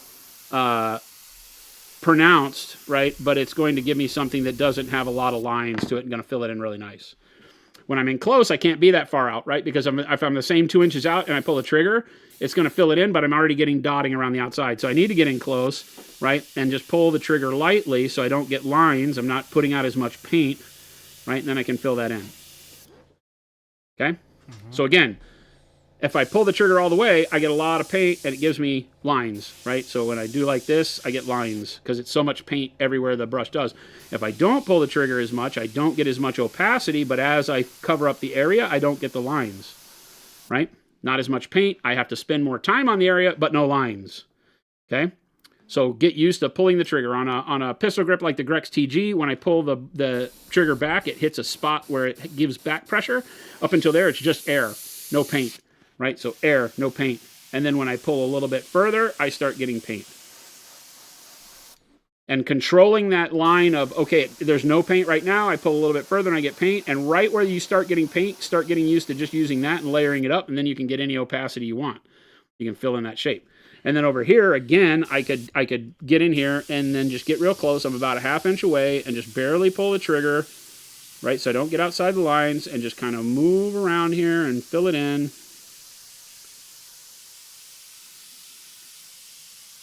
Can you bring it up a little? This is a great example. Right? Yeah. And because I'm not pulling the trigger really hard, I'm not getting really dark lines. I can fill it in, and it's going to be fairly consistent. On this white paper, you're going to see more contrast, but it allows me to go through and do what I need to do and fill it all in, right? And then if you want, then you can start doing the things like, okay, but yeah, if I want it to be shaded, maybe I want more paint and more saturation, like on the shadow side, and then you can come in and start doing 3-dimensional effects on it or something like that, right? By pulling the trigger harder. Okay. But practicing this, and then also practicing just doing speckles, like being able to pump in a bunch of little dots. By pulling the trigger back real quick and then releasing it, right? And then lines, just being able to kind of keep yourself into drawing lines, being able to do straight-ish lines. Or squiggles, circles, all sorts of stuff. Just practicing free form, right? This is also a great way to see if your brush is clean because it stops spraying, right? So that kind of stuff is a great way that's really simple for you to sit back and play with your brush, play with the airbrush, and get a feel for it. Okay, so I'm going to get in about a ½ inch away, and I'm just trying to get some highlights on this armor.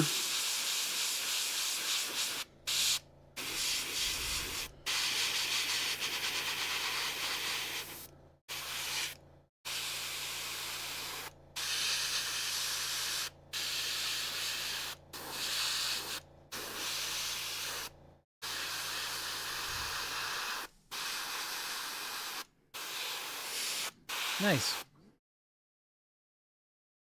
Right.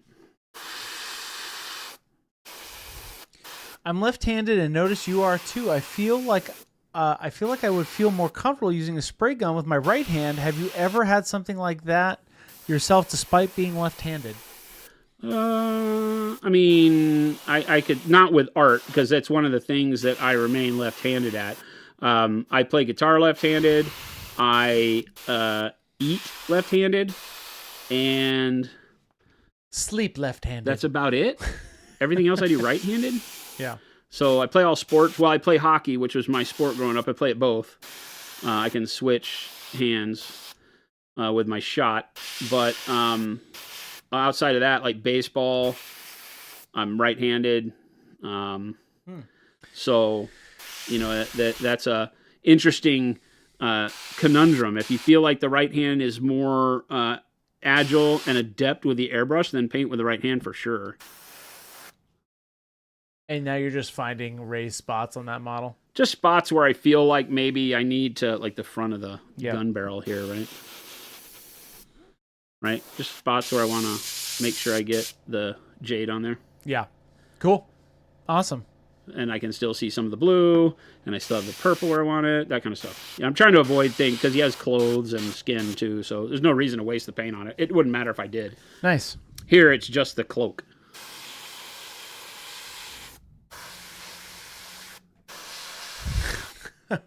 Bear Paw Miniature says, I have an offer for you. I live in Niagara Falls, and I'm willing to smuggle orders across the border for the Canadian team. Yes. Wait, the FBI's here, so you probably shouldn't have said that out loud. Probably should have sent that in an email. I got him. Mr. President. Mr. President, we got him. We got him. Mo says, are the left-handed brushes in stock yet? Always. All our brushes are left-handed. Are they?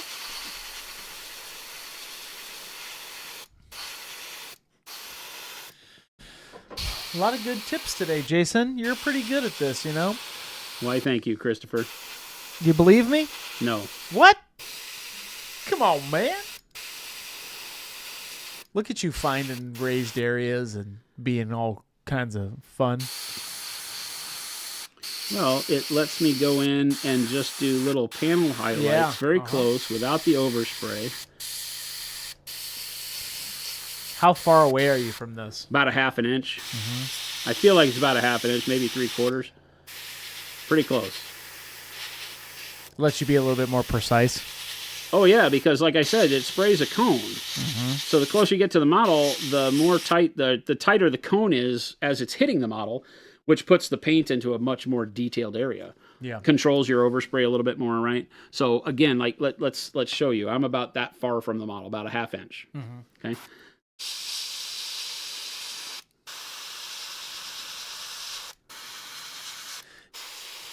James Mathis says, when I use an airbrush, it's never this smooth. It always feels too wet, if that makes sense. Yeah, it could be because you're not moving it fast enough. Like, remember, as I'm spraying, watch the thing. See how it seems like my hand is shaking? Yeah, you can see it. My hand isn't shaking. I'm just making sure the nozzle isn't staying in one place. Now, I have to do it in really tight patterns because I'm in this very small area, so I can't do this. Otherwise, I'll get jade on all these other surfaces. But even when I'm in here really close, I'm still trying to move the airbrush very, very quickly so that I don't load up too much paint in any one area that makes it over-wets the surface and causes me all sorts of problems. And how much does needle size matter, says BNG Grang. I'm painting with an 03. Some people, I think that's a personal taste. You know, obviously an 02 gives you a tighter cone at the beginning because the aperture is smaller. And it can go as wide as you pull the brush further, but it will be at a much less dense pattern of spray as it gets wider. So I don't know that the 0.2 can do the same broad stroke that a 0.3 can, obviously. And then a 0.5 obviously can't do the same detail work. Am I out of paint? Is that? Oh, I am kind of. Roadside Miniature says, on the subject of airbrushing, what are your thoughts on running varnishes through an airbrush? 100%. Do it. We use ours. I use the same brush for all my varnishing. No reason not to.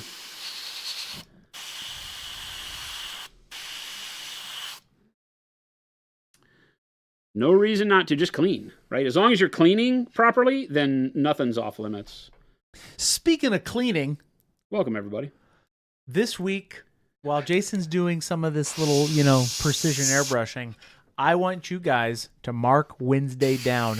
We are going to have Dallas from A&G live in studio. I'm also going to be posting a social media. No free press. No, it's free. We give free pub to Dallas. I'm going to be posting a social media announcement tomorrow, but I'm letting you guys know, hey, you should be here Wednesday because we might do a little holiday giveaway with our buddy Dallas. Wink, wink, nudge, nudge, hoo, hoo, ha, ha. You should be here Wednesday. But Dallas is going to be painting in the studio live, not over Zoom, not over Google. He's going to be live here in Arizona. That'll be fun, Jason. I mean, if you're into that sort of thing. I think it'll be fun. I'm going to have a great time, said Chris. Said Chris? I am. Yeah, T-Schmidt, actually in studio, not on the screen. Whoa. Mind blown. And for the easy payment of $1,000, you, too, could be on stream, too. No. 4th of July in December, says Lumberjack. Woohoo! No. That's not what we're doing.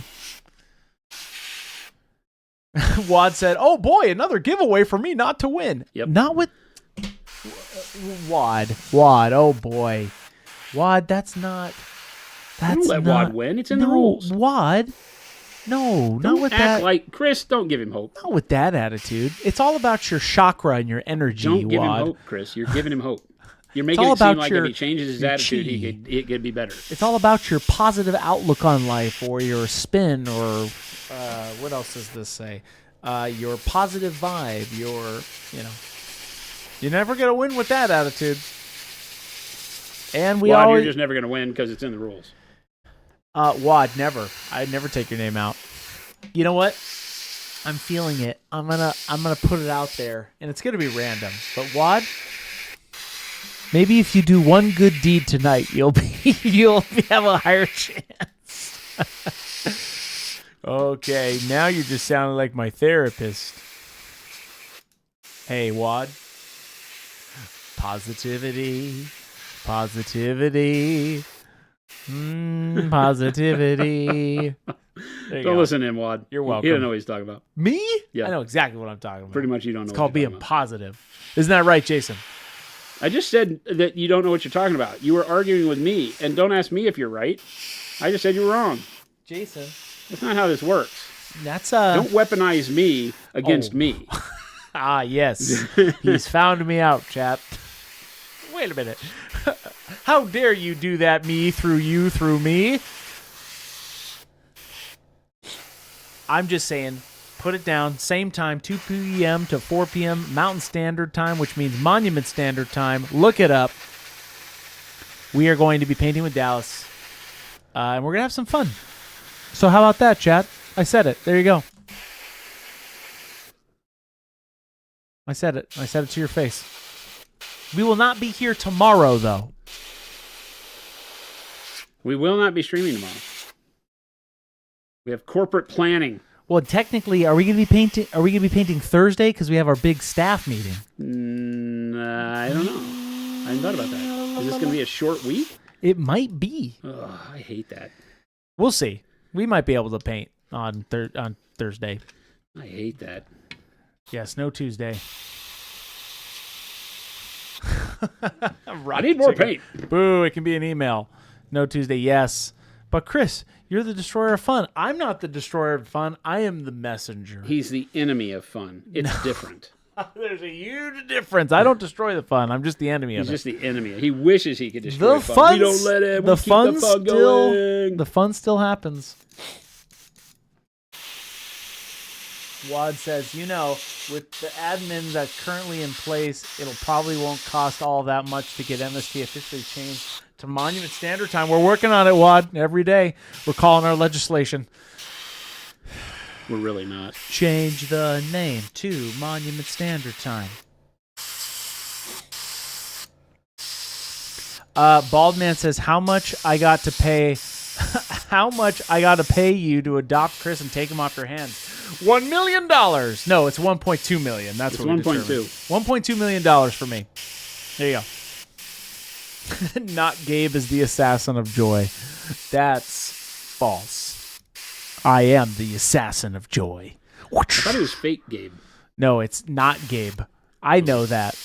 Chat, you always don't think I'm lurking and watching every move. I have a nuke button for my house that I could turn the stream off. You don't. Oh, I don't? No. Well. This guy. That's Gabe! Oh my gosh! I'm not Gabe, apparently, Gabe.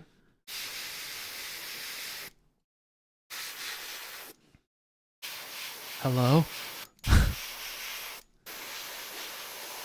Gabe, I thought you weren't here. Help! There's a ghost. Shark who says, Jason, what's the next step in the process on this big guy for you? Onto the brush for fine details? We'll do some airbrushing of the skin color for it. Okay.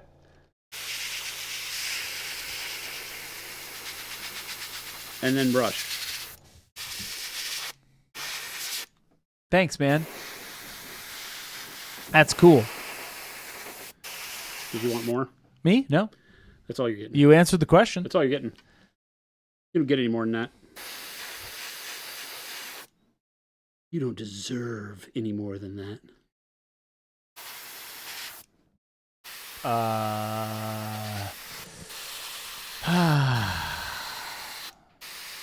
Brent says, so painting the armor is similar to painting the tanks? Question mark. That's kind of what I'm doing, yeah. right? I'm just kind of panel highlighting the way I would a tank. Yeah, he's doing something. Do jack something is what I always say.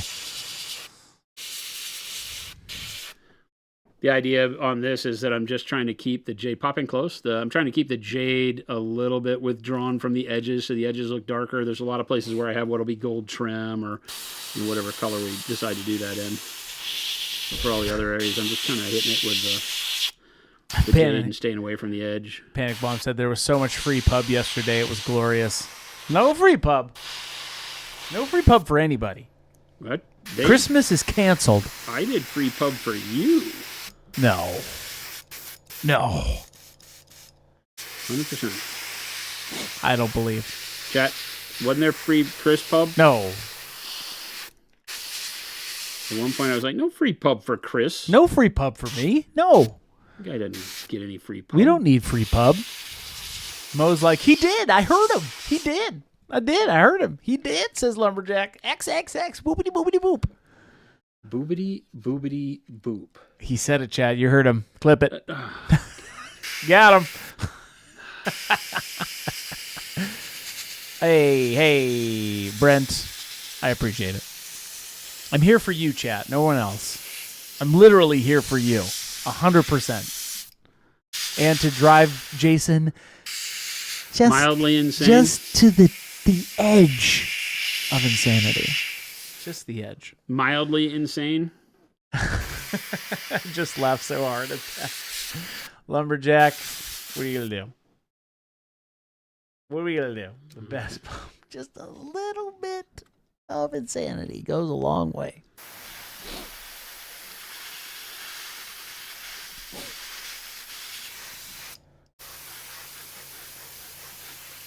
Watt, it's not that kind of stream, by the way.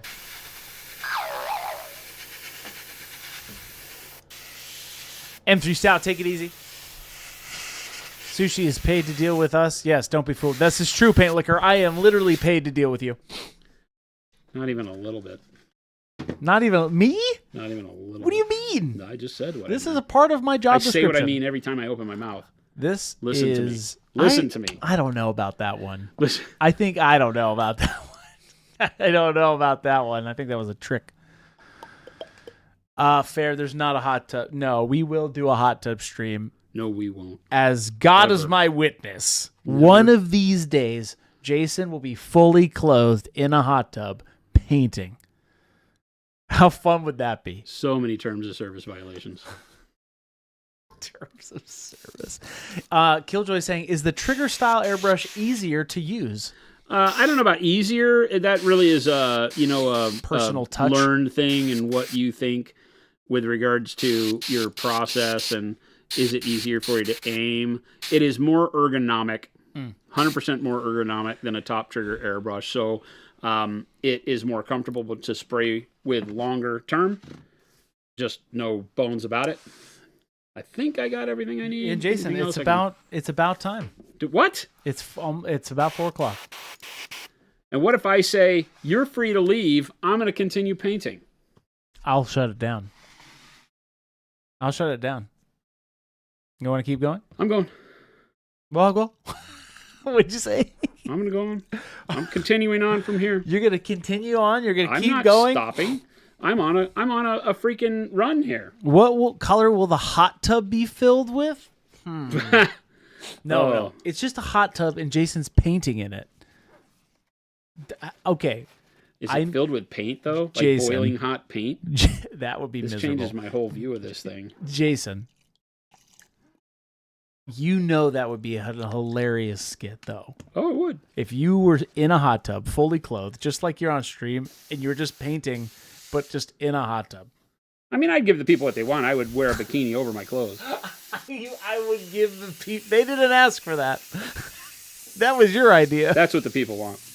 I am definitely not putting words in their mouth. I know the people. I am the people. Tell the people what they want.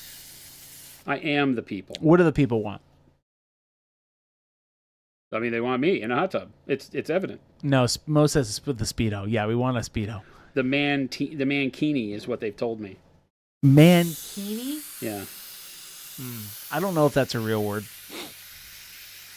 Chat, show him. Show me Send me the links to the mankini. If you put one link in this chat, you're banned. We don't do links in this chat. Do it in Discord. Speaking of Discord, here's a link.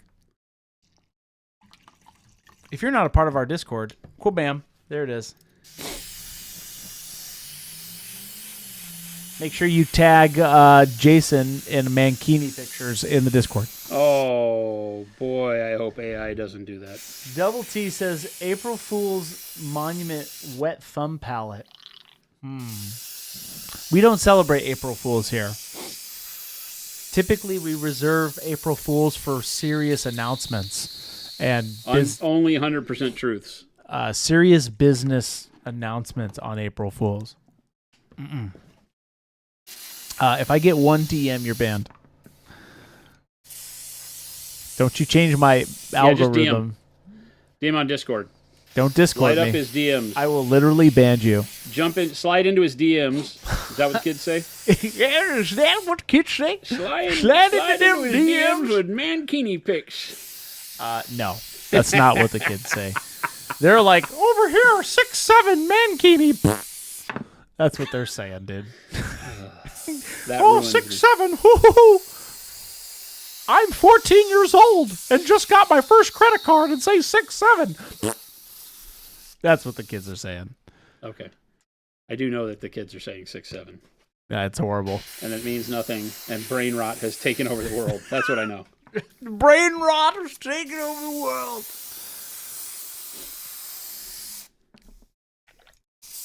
I don't know what to tell you. Borat Mankini spam for Chris. Yes, exactly, Mo. Very nice. That is a direct quote from a kid. There, I'm sure it is. Walking harder. And if you're calling me a kid, false. I am older than Jason, according to Spotify. 100% older. I'm 100% younger than Christopher. Me? I don't think so, man. I'm 36. You're 98. The slide whistle, though, that is not... Ready? Your Spotify said 37. I got you beat. Mine said 36. All that hardcore music I listen to. I'll ban all of you. How you going to do that, Chris?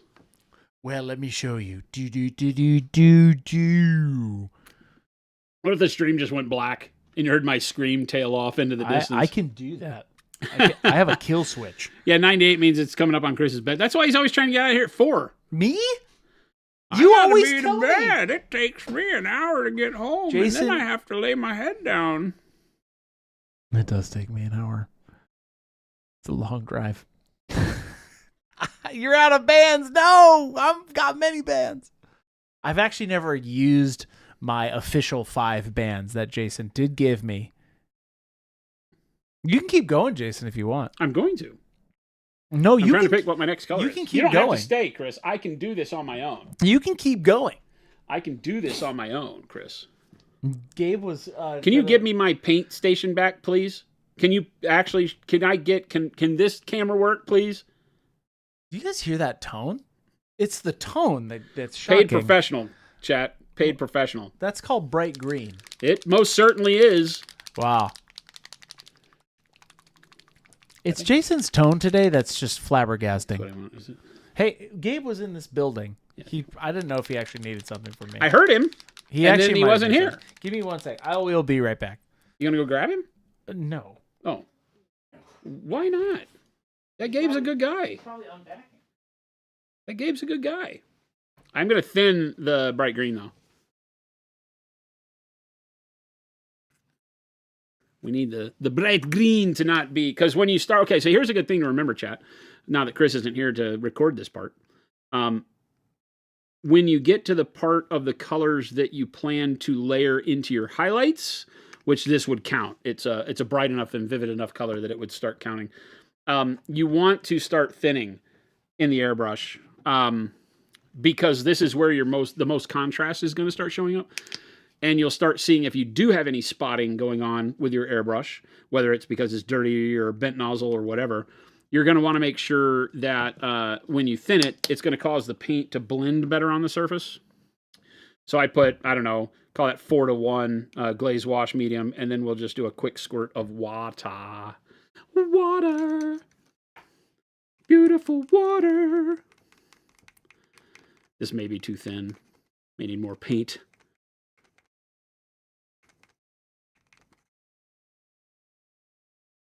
Nah, that's pretty good. That still has good opacity to it. So we'll go with it. That works.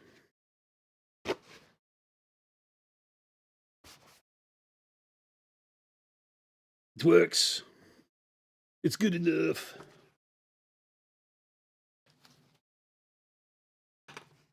I'm off the leash, as the kids say. I'm off the leash. I felt the freedom of Sunday. I didn't have adult supervision. Now I'm like, you're not the boss of me, Chris, man. You can't tell me what to do. You're not my real dad. Oh, wait, he's back. Gabe left. Of course, because it's 4 o'clock. Gabe doesn't put in the effort anymore. He does. Start pulsing the airbrush a little bit more. Right, start getting that bright. Can you give me a quick zoom? Oh, that's going to be bad, because if you go home, I don't have the zoom. Because somebody hasn't given me the power to zoom over here. So. I will reprimand that tomorrow. How about that? That doesn't help me today. I have to do the... I can't help you, Jason. I know you can't. I know. It's a story of my life. Can you bring it up a little bit? What's the matter with you? There's a lot of pain and suffering in my life. I'm going to start bringing my stuff to paint. Because now that I'm in overtime, and by overtime I mean just the stream, I wish I had some things that I could paint.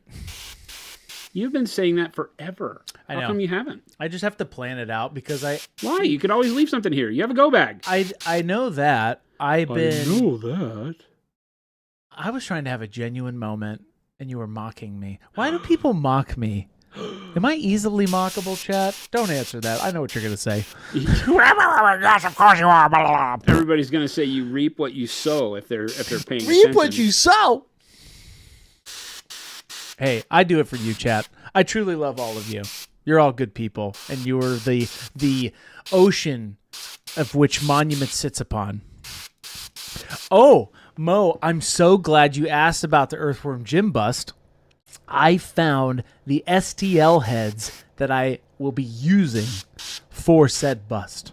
And I'm very excited. So now I'm getting them printed because now that I finished my That's a really good color ESG army, I just finished my Lord of the Rings army.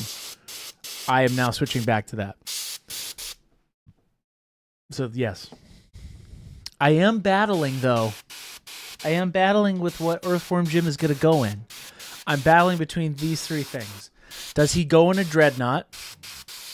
Right? Or does he go on a really cool space marine that I just like? Right? Or do I do something else? That is what I'm battling with. Yes, Lumberjack, I did, but then somebody's like, hey, what about Lord of the Rings? And I'm like, oh, I have an army, and I finished my army. Which you can see in Discord, which my army is just 3 trolls. I'm allowed to change my stance. What do you know what? How do I turn Jason off? You know what? You know what? He asked for this. He wanted me to stay. No, he didn't want me to stay. He wants me to leave. Oh, wow. That went from commanding to pathetic all in about 10 seconds. He wants me to leave. Hey, Studio J7 with the raid. Welcome in, Raiders. Studio J7, thank you so much for that raid. We're going into overtime, whether Jason likes it or not. I'm the one that said we needed to. Raiders, welcome in. Studio This J7. is a great Hearts combo, for Studio by the way. J7. Yes, this is a really cool combo, I guess. You know what I would do, though, Jason? I would do this technique that you're doing right here with the underpainting that you do, right? I would do it with a dry brush. Just use these 3 colors and then do bronze over this. Oh, my God. It would actually be pretty cool. That's right? what I'm For the verdigris? saying. I think it would be dope. Yeah. And then I dry brush bronze over this? Yeah, I think so, yep. It has that verdigris flair to it, Are so it could do it. Are you doing, are you going to do, what are you doing with this? Is this a true metallic? I love how this went from, what are you doing? What are you doing? Are you doing, by the way, non-metallic metal? Like, hey, you crazy man, what are you doing? Yeah, it's kind of just a painted armor look that I want to do. Okay. This is thinned down to be more of a filter with this green. Painted armor. I get what you're saying. Well, yes and no. I mean, I want it to be like some sort of magical metal. But this lets me do this very quickly. Anna says, how many times has he been resurrected? Who, Chris? No, Earthworm Jim, very few. Space Marine, a lot. Oh, how many times have Earthworm Jim come back to life? Maybe I will put him in a Dreadnought. I got to think about it. Also, for all of you Raiders who are just now tuning in, welcome. We will not be here tomorrow, but Wednesday, mark it down. We're going to be doing a giveaway with Dallas in studio on Wednesday. Go tell your friends because we're going to do a giveaway and we're going to paint with Dallas live here in studio. It's going to be fun. So mark it down. That's Wednesday from 2 to 4 p.m. MST. That's Monument Standard Time. Keeps using this fun word. I think it's going to be fun. That's what Chris says. Oh, yeah. We didn't tell Dallas that he's painting, by the way. No, we did. Oh, we told him. He's like, okay. Baby J today was like, Dallas will be here on Wednesday? Dallas will be here on Wednesday. Yeah. Like he was mad that he didn't know. Live in person. Yes, but yes, tell your friends there's going to be a giveaway on Wednesday. We might be giving away some stuff. Studio J7 says, haha, we have BST, British Studio Time, and you have MST. There you go, Studio J7. You know the drill. We're calling legislation to see if we can Do you have a change producer that remembers it? Thanks for tuning in, everybody. It's a part of the bit, Jason. It's the setup. Is that what you're calling it now?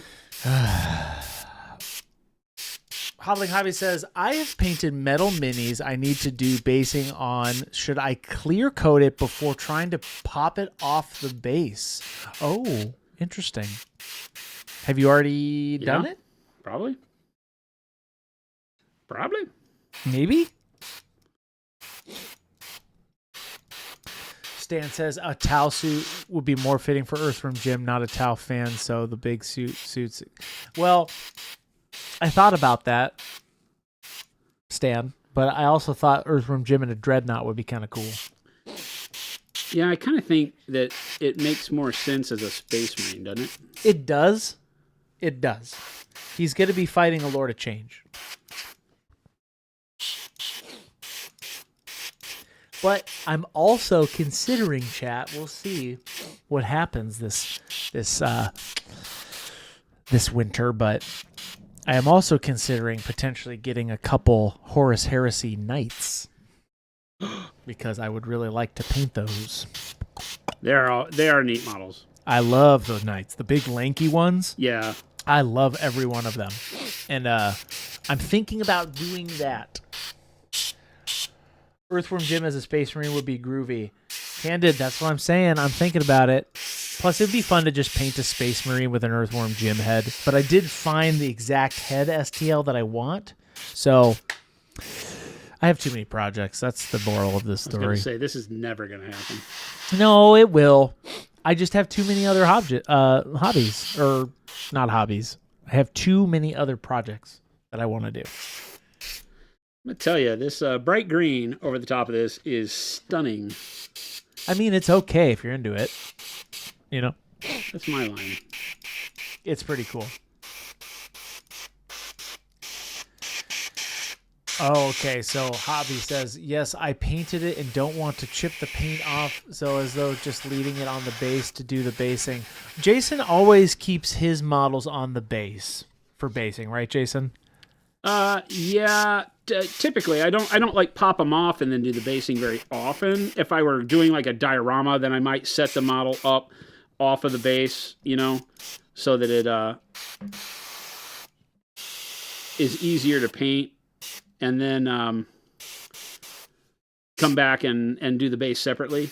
But typically for most of the models that I paint, I don't mess with it. But yes, if you are, especially with a metal model, it's probably better to protect it as such and make sure that you don't have too much paint rubbing off as you're going and manhandling it off of the base. So I agree with you. I think it's probably worth the try to make that work.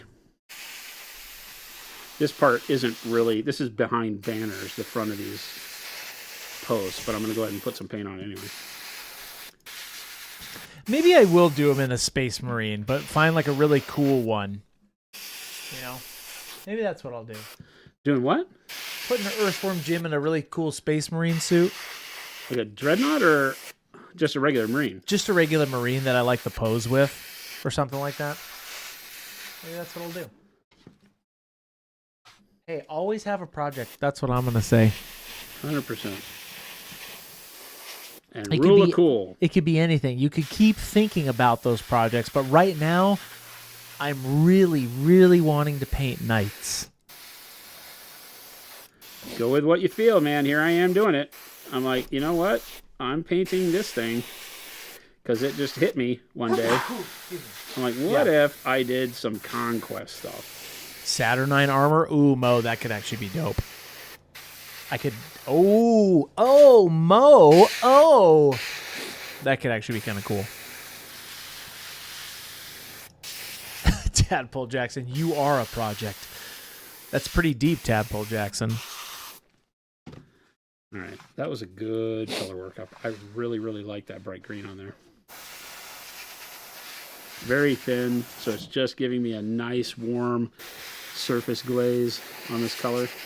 Yes, Wad, I have seen Epic Duck's Earthworm Jim head. I found an STL, though, specifically, that somebody made with the N64 3D Earthworm Jim, which is the one that I'm portraying. The which one? The Earthworm Jim 3D from the video game, the N64 version. Okay. Obviously, the world he's going to be is in the original Runner Earthworm Jim from the 1990s, but the head that I found is specifically looks like the one from N64 version, which is really good. I just like the pose of it. Shark says, Chris, I bought the Imperial Night Box last Christmas, then the Chaos Night Box this stream. My goal for the next 3 weeks is to paint them. Nice. No, I'm probably going to start with the Lancer. I think he's just a cool model. It's the one with the spear and the shield? Yeah, I've been really enjoying... I lost some steam on my Titan recently. I just have to finish it. The reason why I lost steam on my Titan, it's almost done actually, is that the 3D print that I got of the gun is so difficult to clean. It's so difficult to paint?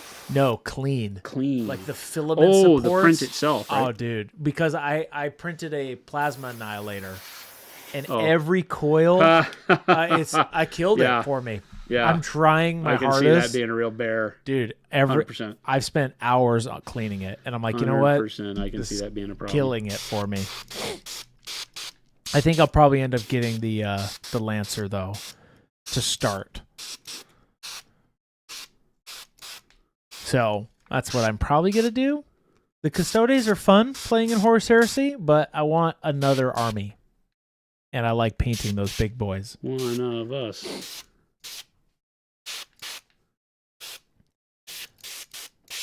So I'll probably end up doing that. Gives me Tadpole, real good I did not. verdigris coverage on this. I'm happy with that.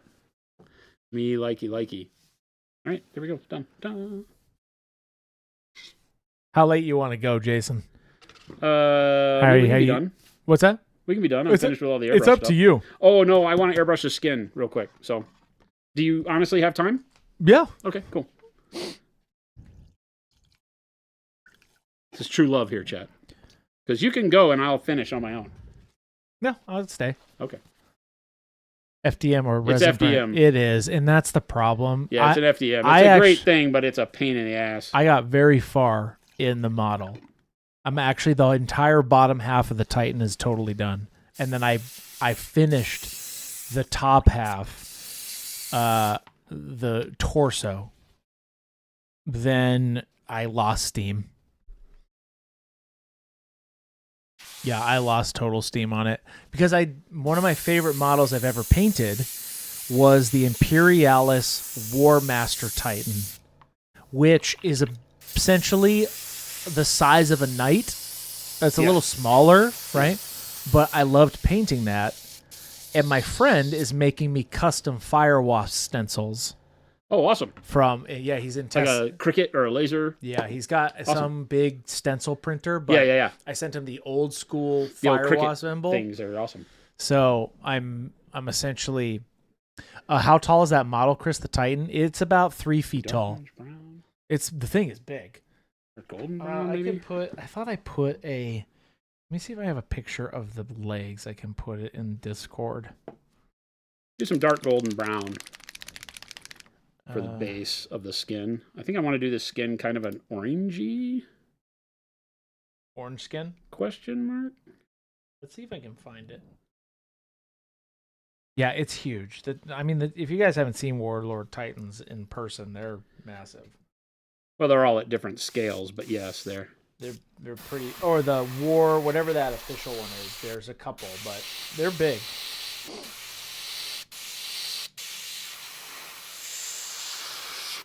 Yeah. Oh yeah.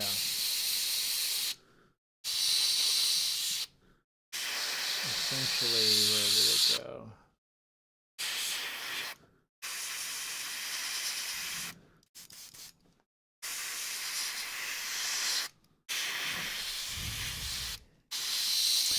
King of Hatch says, "What army is this for that he's painting? What are you painting, Jason?"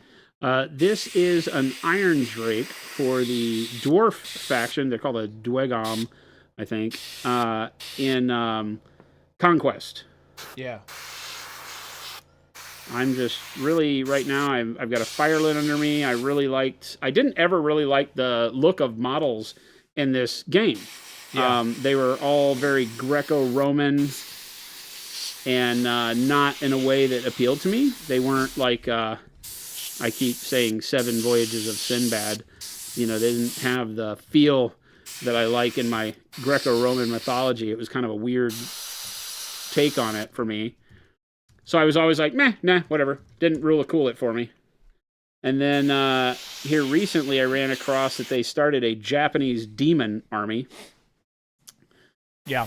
And they have a Yorogamo, which is a big spider demon that has like geishas out in front of it that it lures men in with, and then it's this big spider.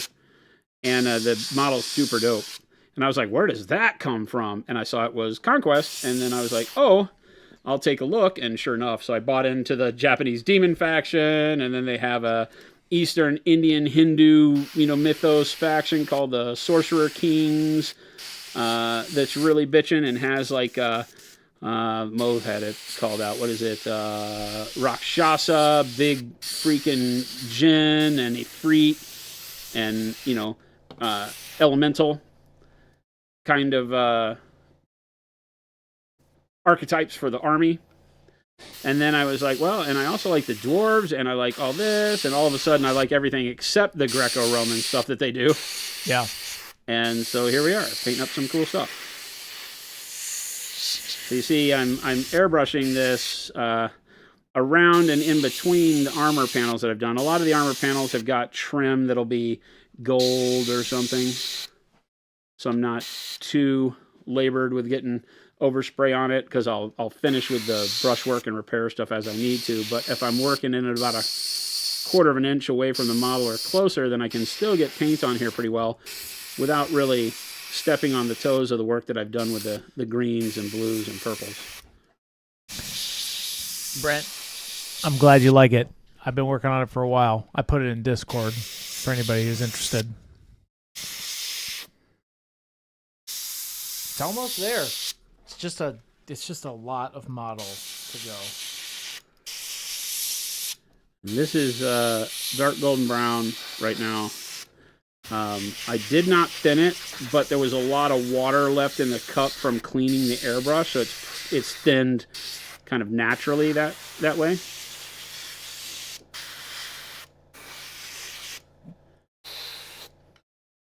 Dark golden brown and the dark purple base layer work really well together, believe it or not. The yellowishness of the dark golden brown really ties in nicely with the purple shadow. So even a color like brown can have a purple base.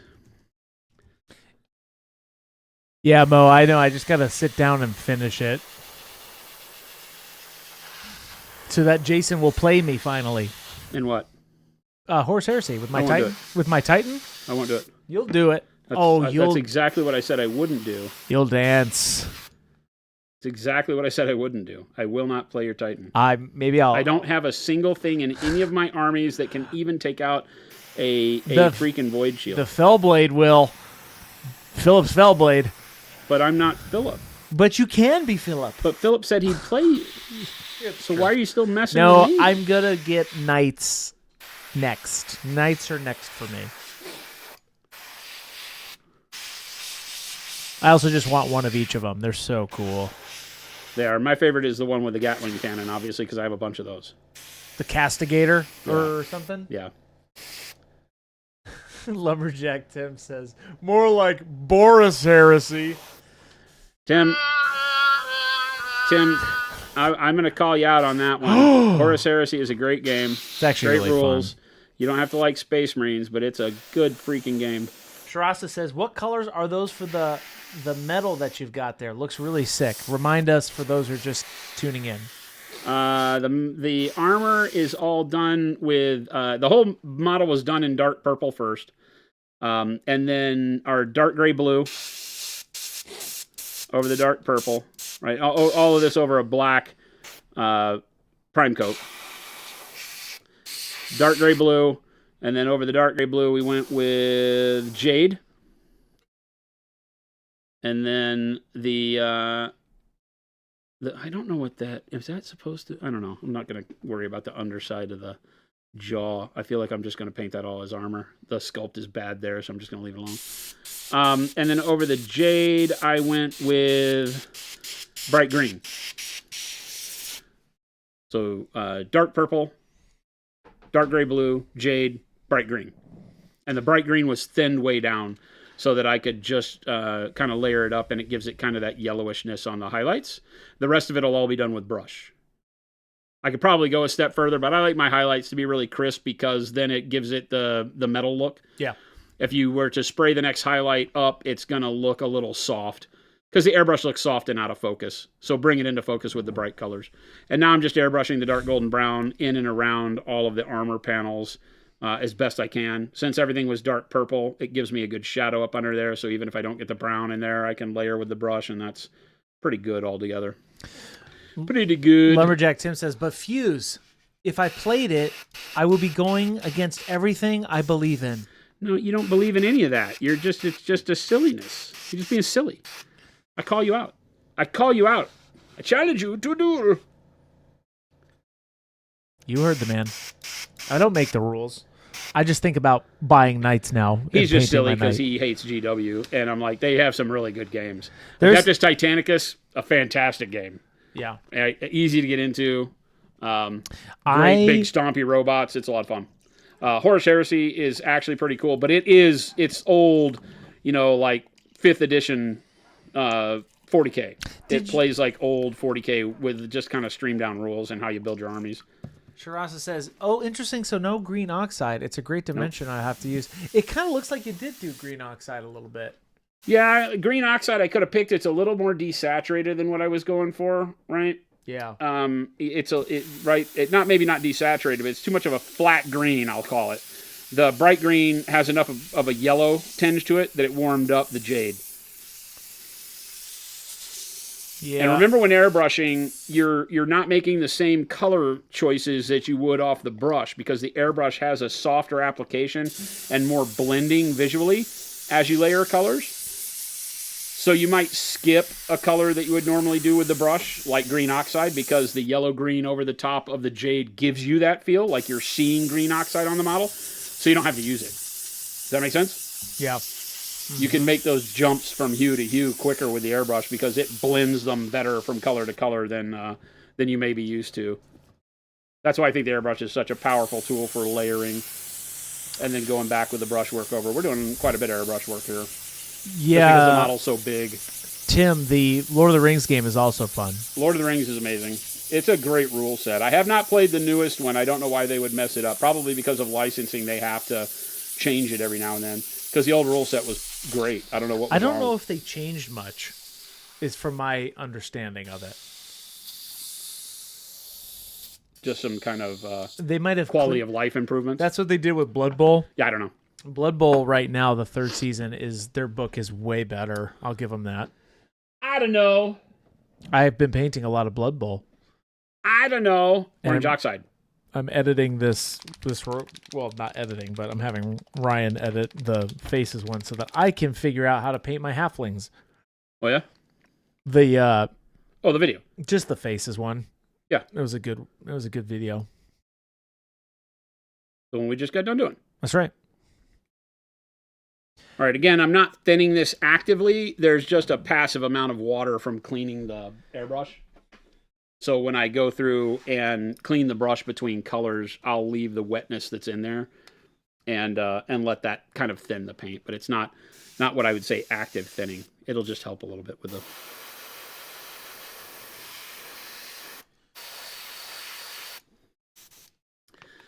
Got some junk on my needle. Cerastus Night Castigator. That one's cool too. That's the one with the Gatling cannon. That's my favorite one. I always defer to that guy. Yeah, they're cool. He's got a big ass power sword. They're like Gargants. They're just big stompy robots.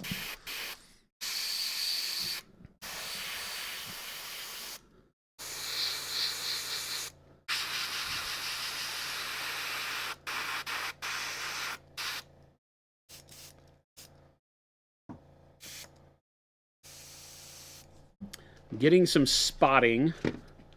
So it's probably, I'm going to show you something here. Probably because my needle cap is not correct. I'm going to carefully take the needle cap off and leave the brush together.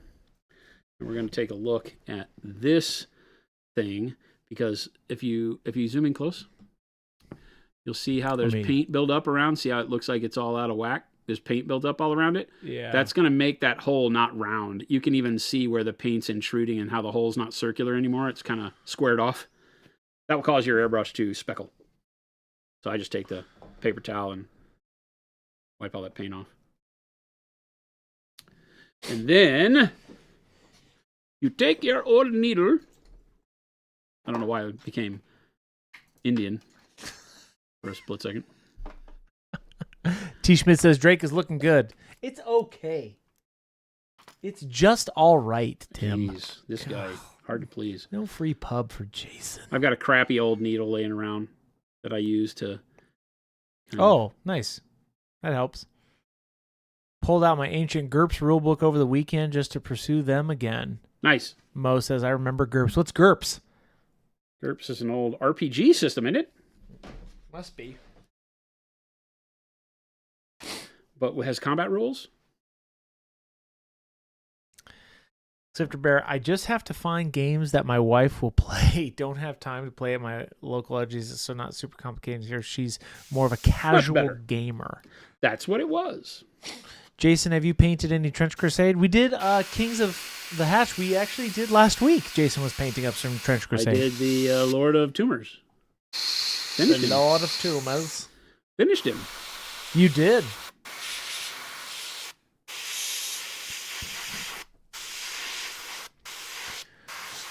Vita says, GURPS was a rule set of making any game you think of work. Interesting.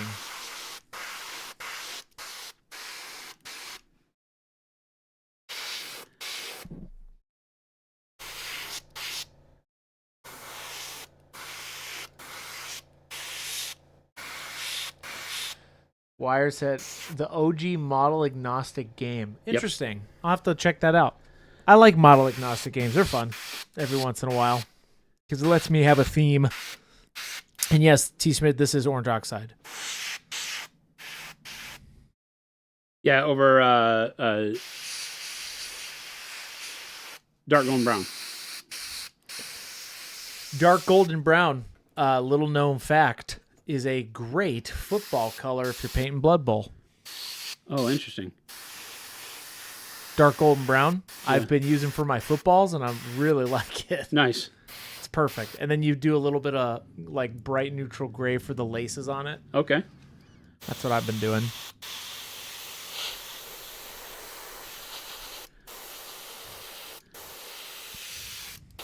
Luckily, I have a friend, Chance. Gabe also likes Blood Bowl, but Chance really loves Blood Bowl. That loves Blood Bowl. You kind of have to have one of those friends who's into it. Because it's so random and annoying sometimes.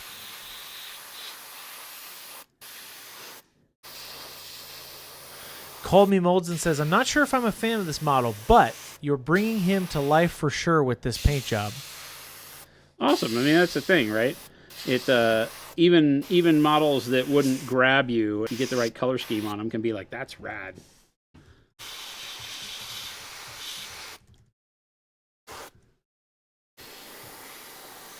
A lot of times that's all I'm going for, because I pick things on this stream to paint that are rule of cool for me. I'm not trying to force them down your throat. I'm hoping that through color, I can inspire you to pick some cool ideas. You know, a lot of people come in here and go, oh my gosh, you know, that skin you did on the Lord of Poxes or Lord of Pustules or whatever it was, right? The Lord of, was it Tumors? Tumas. The Tuma Lord. A lot of people were like, obviously, you know, oh, all my Nurgle, yeah, I will paint that way.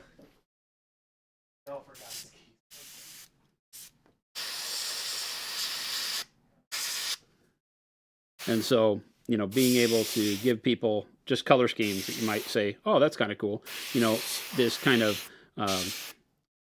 green oxide, you know, kind of verdigris look and orange might inspire somebody to be like, oh, man, I could do a Space Marine Legion like that, you know, or whatever.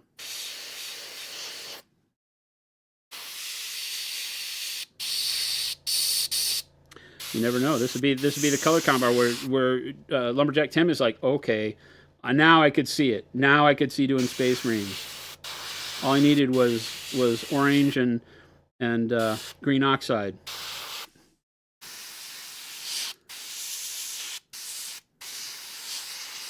Not gonna happen, Fuse. You can't make me.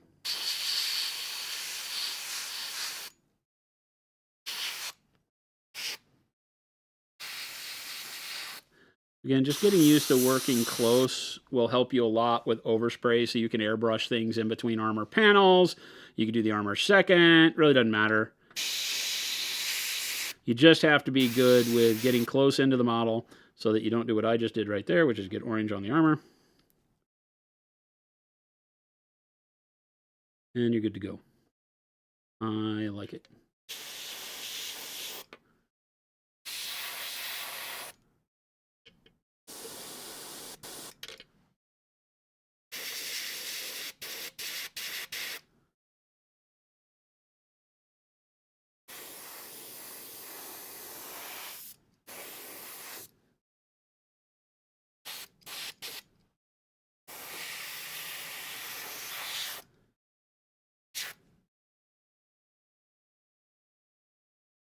Feel like that's pretty good. I don't think I missed any spots, did I? Question mark.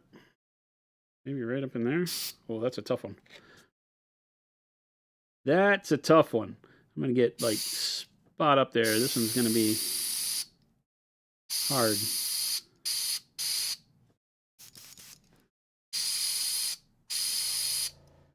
That's all right. All right, cool. Cool.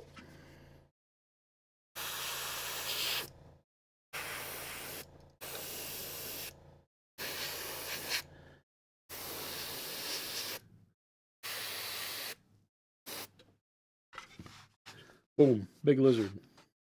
And then I think what I want to do on this guy is I want to do like a pale yellow or a warm flesh. We'll do warm flesh over the top of this real quick for highlights. And then I want to do like a reddish wash over it, is my goal. So maybe dark warm flesh would be good. Keep that orangey nature going rather than the dark orange brown. We'll do dark warm flesh.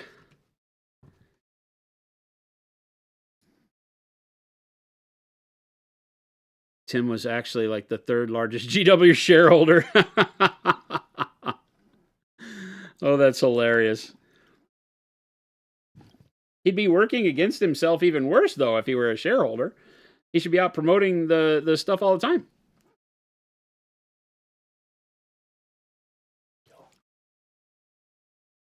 The yellow ones, because I'm a good painter. I are a good painter.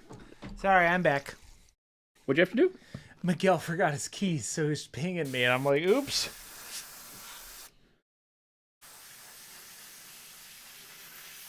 Not our responsibility, Miguel.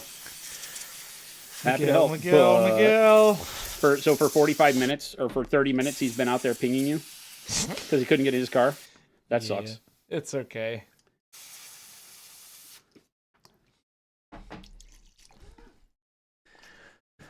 Speaking of Miguel, Welcome, everybody.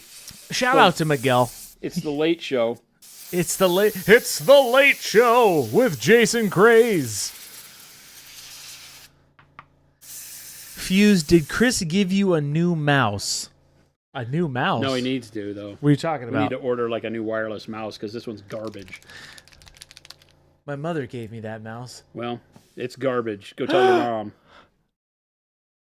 Go tell your mom. That cut me real deep. It should.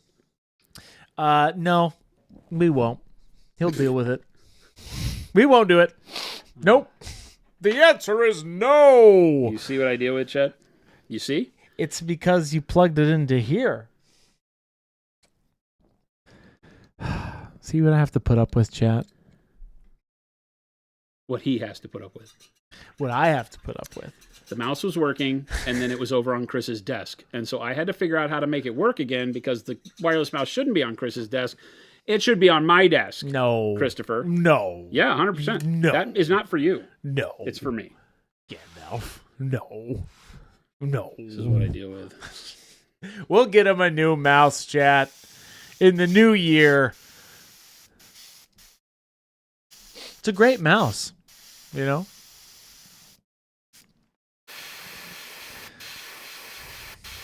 Hey, I helped you. Did you? I helped Jason. That's what I'm saying out loud. What did you do? I help you every once in a while. Okay, there. That clarified some things. I help. What are you talking about? New year, new mouse. That's right, Panic Bomb. New Year's. The Bud. What a treat. Finish sound check, and we're still here. Sweet, and thank you. Hey, Bud. What's up, Bud? New year, new mouse. That's what I always say, says the Punisher. That's no mouse. It's a rat. And Chris needs to paint a rat ogre. I won't. Non-metallic meatballs, that's not even your thing.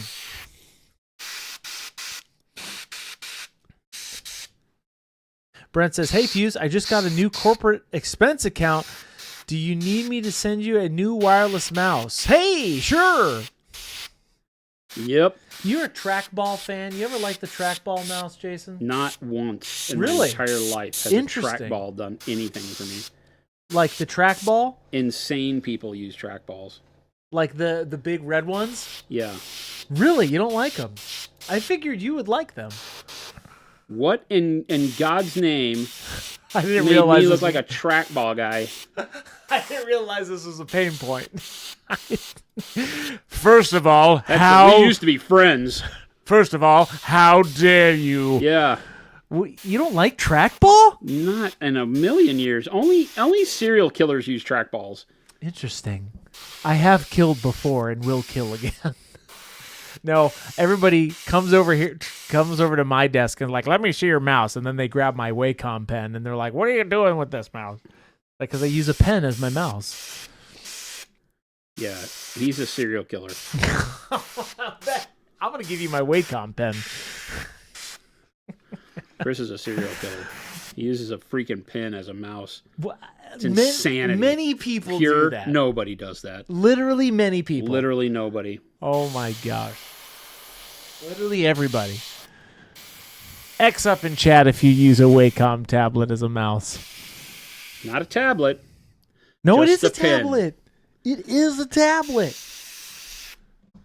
Anyone remember when you sometimes need to buy replacement balls for your mouse? Yes, Tech Elf. He had to clean out all the weird hair that got stuck in him. Vita, Like, okay, see? Use the pen as a mouse. Don't egg him on. I'm going to get you a trackball. None of this is acceptable. I have a great trackball at home. Just for you. Why does that not surprise me one bit? Because I literally use it all the time. I'm sure you do. Jason's been spicy with me today. I don't know why. I'll get to the bottom of it. Well, before I wouldn't have had a good answer, but now you've called me a trackball person. You do look like a trackballer. That's it, Chet. You're a trackballer. That's it, Chet. Didn't Wacom go out of business as they only sold one mouse? I don't know. Stan. What are you talking about? Wacom is not. Well, no, Wacom, Stan. They are like the interface company for people that like to use their computer to draw stuff. Yeah. They're the quintessential. All I'm saying is that I will take back my trackball gift I got Jason for his birthday. Better. And Christmas.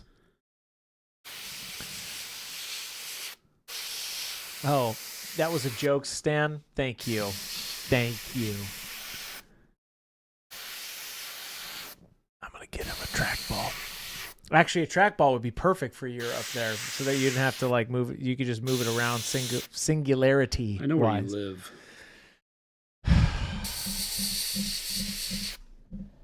I don't know what to do with Jason anymore. I thought he was a total trackball guy. It's really blowing my mind. That worked really well. The dark worm flesh gives us some good contrast on the skin. And then I think I want to do like a light dry brush to catch the scales up again. And then maybe one of our thinned down speed paints, perhaps.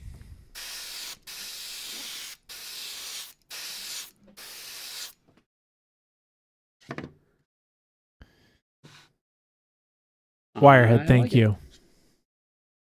Send the track balls. If you get a trackball where the ball's around cue size, it is actually really great. It only takes about... That's what I'm saying. No, he's not. I have a big one at home. Oh my God. I'm going to need you to quit, Chris. No, you Just don't need quit me. it. You don't want me to quit.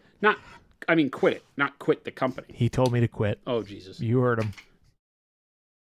Here for a long time, I need not you a to good hand in time. your resignation. Live update. My wizard's butt set has arrived. Like right this minute? That's yes. awesome. Sark has been waiting patiently. That's awesome. Name one positive to a trackball that not another mouse does better. The vibes.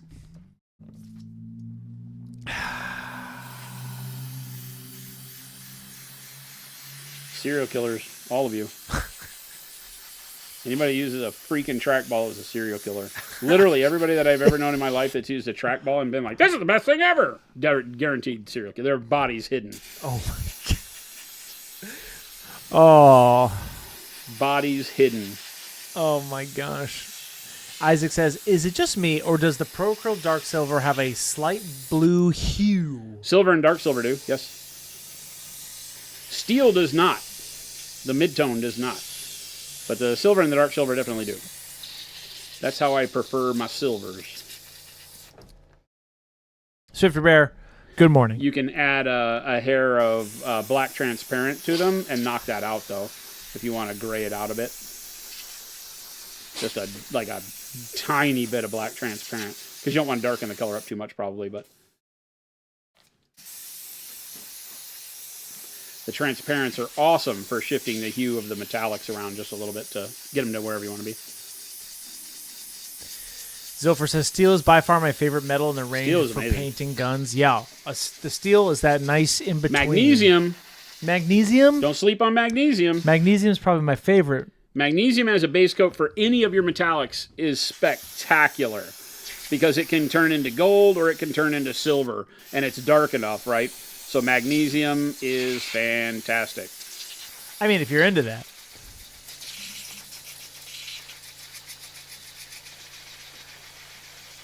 I mean, if you're Most into people that. are into fantastic paint jobs, yes. I mean, if you're into that stuff. I mean, if you're into that. If you're into having paint jobs that you enjoy.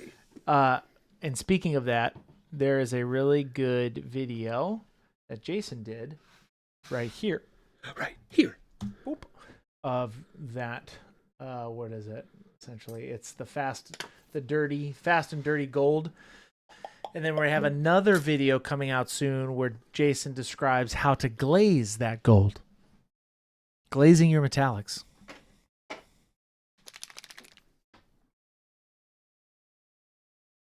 Oh, sorry. One last thing, Chris. Then you're free. And I'm free for that. And I'm free. That song is Free Balling, for those that didn't know. Free balling. Speaking of free balling.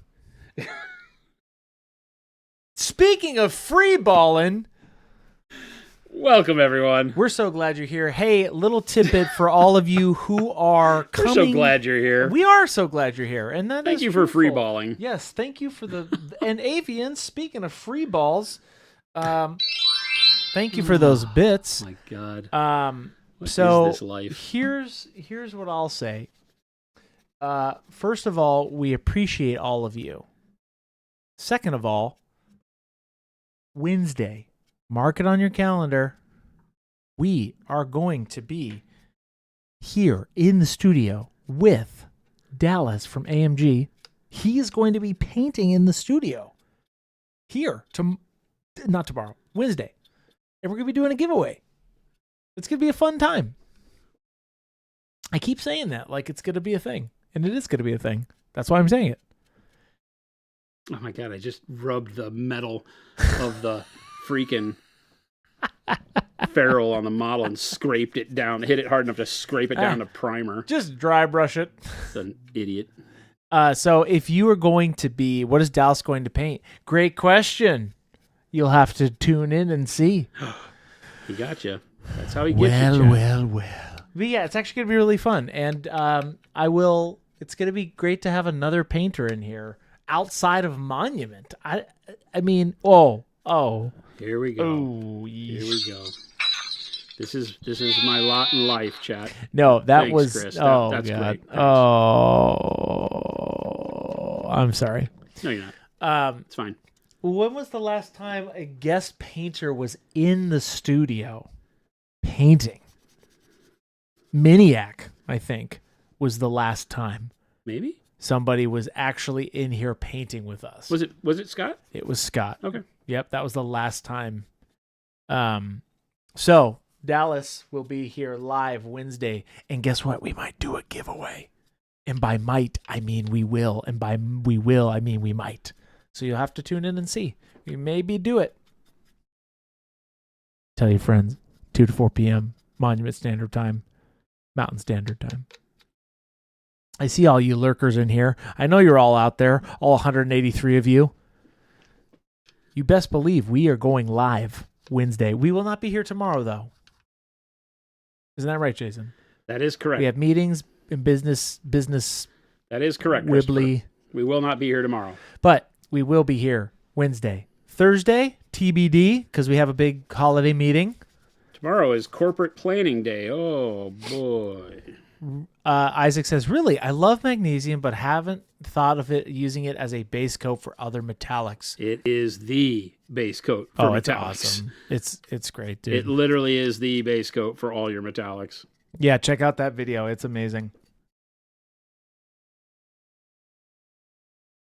Chris, the look you got from Jason, then I'd run. No, I will never run from Jason. I'm here for him. He runs towards me with arms wide open. That's right. Wide open. Wide open. Oh, my God. What is going on, pretty Chad? good, right? No, hey, this is after hours. Good. Twitch stream should be the most important thing. That's true, Dead Nerve, and typically is around here. So unfortunately, we have 2026 planning that has to happen, and it's a full day thing. So, but what about stream? that's good and all, but what about us? We'll be back and with full force on Wednesday with Dallas. No, we will not do a hot tub stream. Jason won't do that. Oh, he'll do it one day. We'll figure it out. I have a whole plan. It's going to be great.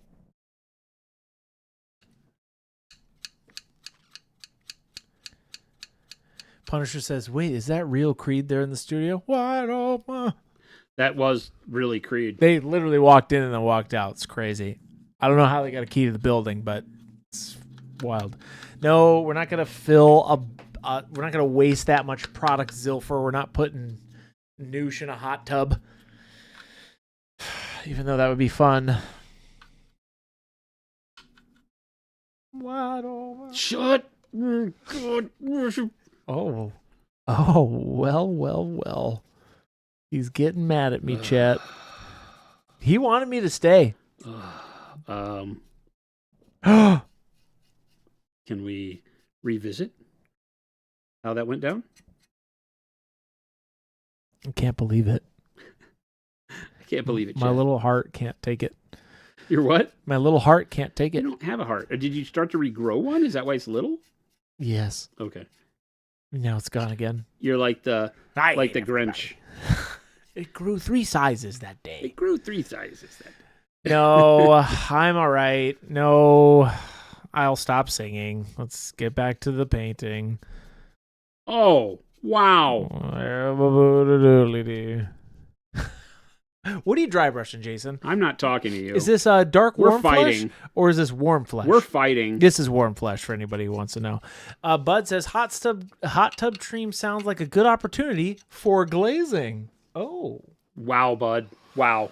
Bud, You too? my man. You too? That's great. Bud from left field, out of nowhere. You too? You know what? Bud, I never expect from everybody else in chat. But not you. Not you, bud. Not Comical. you. Quick question. Is Noosh a good facial cleanser? Don't do that. Actually, You can't actually that. Actually. so Christopher, actually, that's a great question because we actually made Noosh. Remember how I said it was a failed product that we reinvented into something new? It was actually our first foray into female cosmetics. It was our attempt to go after Cetaphil. Yeah. the facial cleanser. Yes. Yeah, whatever that is. It's just like a very popular facial cleanser. See, that's what I use, chat. Cetaphil. Sponsored by Cetaphil. Sudafil? Sodafil? That's why I'm 93 and I look this way. Thanks, Spotify.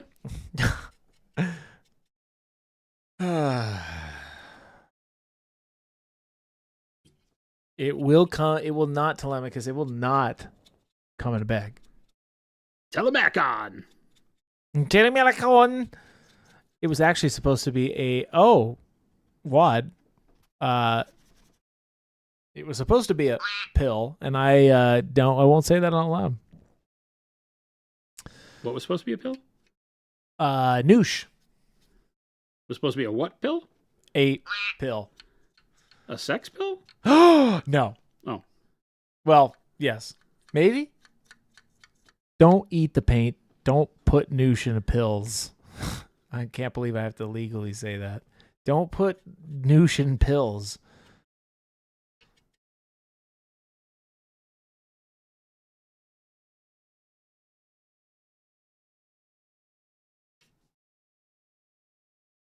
You having fun up there? I'm having tons of fun. Ignoring your nonsense. Hey, Bushmen, take it easy. Have a good one. Gotta ignore the Christopher. That's all right. I don't... Mo says, Chris needs a Snickers. I don't need anything. I need a lobotomy. If I could That's stop knocking the ferrule on this model, that'd be great. You're going after it, man. I love it. I am absolutely knocking paint off of this by hitting the ferrule. I'm thinking I'm using a bigger brush, the DD2 or something. Oh. And the DD1 that I'm using so I can get in these tight spaces, I'm just banging the ferrule into everything and destroying stuff. I can't even tell. Well,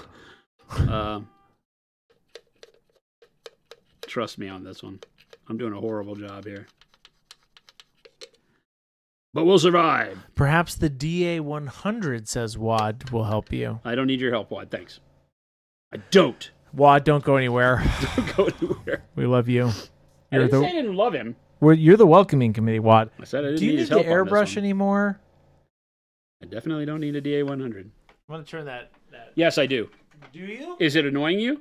Then yes, I do. No, it's my favorite thing in the world. Great. Yes, I need it. No, you don't. I just try to make you happy, Chris. No. Dark days are coming. He just turned the airbrush off. What the heck?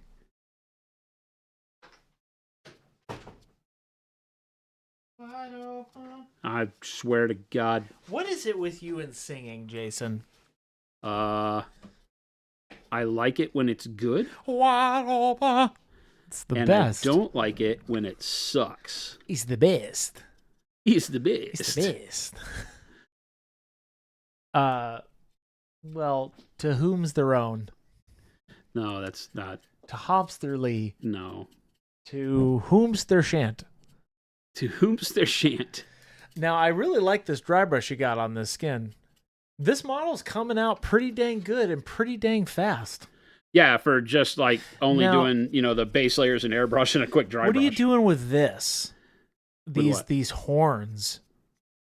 What are they called? You see what I'm pointing at here with my little arrow? What are what are you going to do with those? That I don't know. I'm just dry brushing them right now They with look the same good. flesh color so that they've got some contrast on them. They And look then great. I'm going to do a wash either with the speed medium or with glaze and wash medium. And then we'll put like a reddish glaze over all of this. And it should get captured on those kind of hind claws or whatever the hell they are. These things too. Yeah. They're dark, but with the dry brush on them, at least the edges will get caught, and then we can go back and maybe just paint them with a glaze of black or something. But they'll have some underpainting to them, which can make them neat. Same with the claws. Everything I'm doing that with. Lord Xavier, yes. Speed medium. Is it confirmed? Yeah. Oh, Well, yeah. I say confirm. No, it is our intent to release at Adepticon. Actually, this color looks pretty good on the. I should dry brush all the armor now that I'm thinking about it.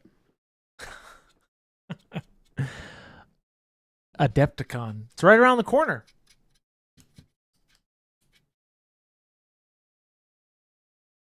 All right. I like it. Ooh. Nice. T-Schmidt's like, take my money already. Already, jeez. Jeez, guys. We don't eat our paint here. Wasted mind. We don't do that. Neither should you. I don't want to keep you any longer, Chris, so we can be done. I'm here for a long time, not a good time. I'll keep going. What are you going I'm to going to do? dry brush the armor, and then we can be done. How about that? What are you going to dry brush it? I'm thinking Bronze. bright pale green. Bright pale green? Yeah. Are you doing true metallics I think on the this? problem is that I'm going to dry brush it and see. I think the problem is that I'm going to pick up a lot of the edges that won't actually be Okay. that color. Okay. What do you mean? What do you mean? No, I'm sorry. Let me rephrase that. I'm actually asking a genuine question. Are you gonna do the whole panel or just catch? I don't know what I'm asking anymore. I'll just watch and see. Yeah. I'll just watch. Yeah. Chris, why would you say something like Adepticon is just around the corner out loud like that? Because it is. Because it is. We're not lying. Are we doing a show at Adepticon, you and me? I think so. Yeah. It's a goal. That's the goal. Can you imagine it? No, there's no way. There's no way that looks that good. That was so quick. Look what you're doing. Oh, yeah. Sweet. Mama. Ooh. Oh.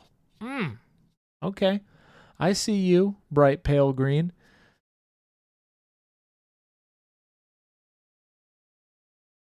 I feel like I should move the camera over a little. Am I not centered for you? I'm probably all messed up just because of my positioning here with all the Okay. stuff on the desk. This looks incredible, though. I thought you were going to do like metal over this. No. Because you're I'm gonna doing keep it. this You're all doing it as like painted panels. like J. Well, like what if the paint. metal was this color? What if this was big block of right? Stone or metal that the dwarves? That's what I'm saying. It looks very much like the from The Hobbit. That metal. I'm sorry, that stone, the blue-green stone. Yeah. Okay, I see you. Okay, are you gonna do the trim and everything too? I'll do the trim in non-metallic or metallic, depending on what I decide. Non-metallic? That would be crazy. I mean, this is me you're dealing with. This is us.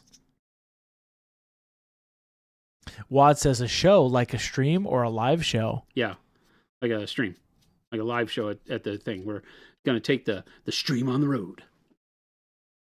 Chris and Jason back at it again. Yeah, our goal is to have like tour shirts and all sorts of fun stuff. Got a name of your new paint product. If I need to call it Amp Paints. Oh, I see. Avian, here's what I'm going to say to you, Avian. Don't quit your J job, but we will take your recommendations to heart. How about them apples? I mean, that's cool. If you like that. Yeah, it's actually really good. It's a bright, it looks like a bright pale green. It's kind of a bright pale green. It's like a, here's the fun part about this is that with this kind of model, look how it's catching the, what's it called? This kind of steel, like the stamped? Yes. The pleated or something? Textured, it's like hammered. Yeah. It's looking really good. So I was like, I think a dry brush would work. I didn't realize it was hammered like this. Yeah, until you that's started the dry thing. brushing it. That's why I'm like, hey, I think this might work pretty well because the metal has texture, or the armor has this kind of cool texture to it. It's so funny that people are like, dry brushing is for noobs, or like that was a thing once. Well, okay, it is a great noob-friendly technique. Yeah. 100%. And it will get you a lot of traction as a new painter for making your models look amazing with very little effort. And then if you do not learn to use it any differently or properly, we'll call it, then it stays a noob technique. Yeah. Right? Because it'll give too much texture and look too rough. Vita, Zooming close on this? Yeah. Vita, it's just been like a popular thing that people have said in forums and all that kind of stuff. I think this looks great. About it being a noob technique. We don't believe that. Well, and I have always said to many people's chagrin that it's carried by the voice of people who don't spend enough time to actually focus on the hobby. They're the kind of people who jump in and want to be able to find their own self-worth very quickly in a thing before they're good at it. Does that make sense? Yeah. Those are the people who are generally the naysayers about other people's techniques, or who want to say, come on, noob, stop doing that. Is the people who really are, not far enough along to really have found their own meaning in the hobby they're enjoying. Yeah. So they're just kind of, giving everybody else the crap. It's unfortunate, but that's what I found in my journey, is that it's the people that I'm like, okay, it's like on social media when you have people who are like, yeah, dude, that looks like crap. And you go and try to find anything they've painted, and there's nothing. Well, and a lot of those people who are seeing like the quick the quick satisfaction videos of Paint the Owl out there, which plagues our industry, it seems like. People just painting things and then all of a sudden it's done. Oh yeah. Just skip the 1,000 steps because you don't have time. Man, yeah, like you would have to fight me to the death to tell me that dry brushing wasn't the right thing for something like this that has so much of that texture to it. Well, I didn't even notice it until you started doing it, right? Yeah. Or I just didn't notice it. This is a DD3? This is a DD2. DD2. I try to use the DD2 for most everything, the DD1 for tight spots, and the DD3 for really big flat areas and stuff. Yep. I like the DD3. It's one of my favorites.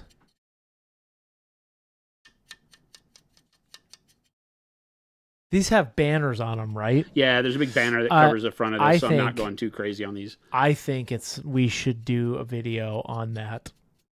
The banners. Painting the big fabric banners. Fabric banners. Yep. Because the last one you did was that giant with that other thing on there too. But painting the fabric banners would be cool.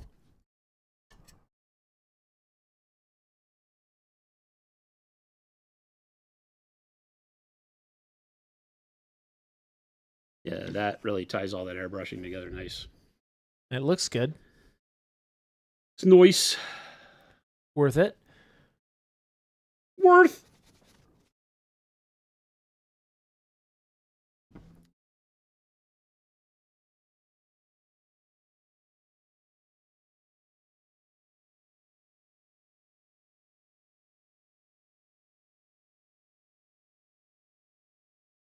Yeah, this is cool.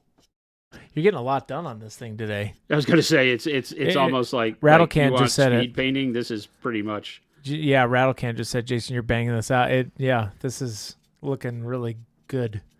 I'm using simple techniques. Now, for some, the airbrush stuff would not have been simple, so I'm not trying to downplay the complexity of painting close with the airbrush like I was doing. It definitely takes practice. It takes practice, and you're going to have to get a lot of time under your belt with the airbrush before you might feel comfortable painting as close in on the model as I was to get this done.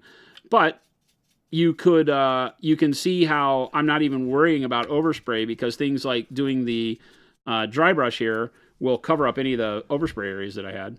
Yeah. So it's tying it all speeding together. some things up and blending it all back together. I mean, the only reason I'm thinking about doing this dry brush on the armor is because after doing the dry brush on the skin, I was like, oh, look at that. It covers up some of the mistakes. Yeah. And it pulls out some of this texture on the armor, which is really cool. So. Solely Design says, would you say big models are somewhat easier / faster because of the less small details having to be precise? Ooh. You know what? I would say almost the opposite. I think that they are easier maybe to get to a point where they feel like you've made good progress because you can get a lot of paint on a big area like this. Like we look like we've done a lot of work today, but there's a lot of detail. And the problem is that detail takes up so much space on the model that the time involved winds up being pretty insane. So I don't know. I think that it might go along with what we talk about a lot in terms of like, what is your goal for the model? Sometimes you might say, okay, yeah, this model doesn't have to, like, you may look at this and say, oh yeah, this would be done for me. That's great. Then yes, this would be a very fast application. For me, this is just the base coat. Like, this is just getting us to the point to where the model is going to be cool to do all the finish work on. Yeah. And so for me, it speeds up that beginning part, but it doesn't really make it quicker to finish the model, I guess. I mean, it does by speeding up the beginning, right? So that's idiotic to say it doesn't speed it up, but hopefully you get my drift, that it's... I'm still not going to let this be the finish line. This brush is so good. Yeah, it's definitely achieving. We could also do some OSL on those little flames you got there. Yeah, the OSL on the flames is a big deal for this. That's one of the things that really got me going for these armies that I've gotten, is that there's a lot of... somebody was asking about OSL recently. That would be perfect. How bright would those flames be, you think? I mean, you can make them however bright you want because they could be magical, right? When you're in the world of fantasy, it's like, okay, yes, what do you want them to be? If I were doing them realistic, they wouldn't be very bright at all because they're very small against the backdrop. But...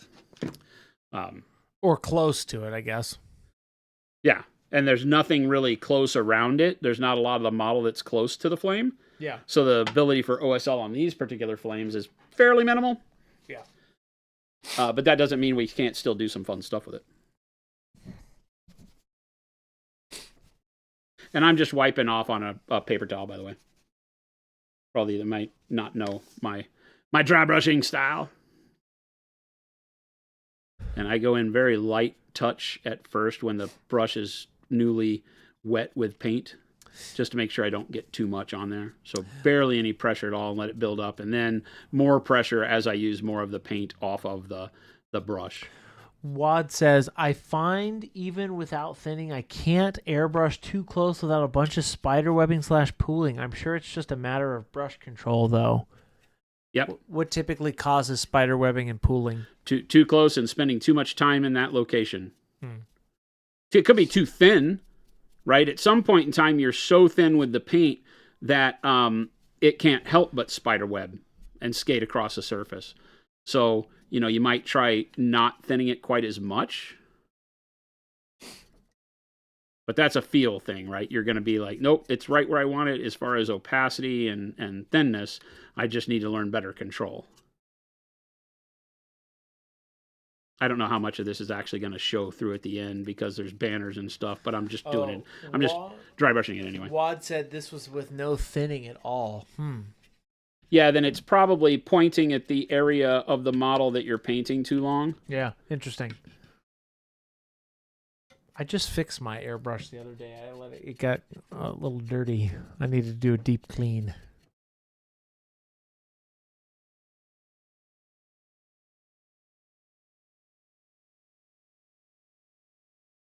It may look like I'm feathering this, but I'm only hitting it on one, the downstroke.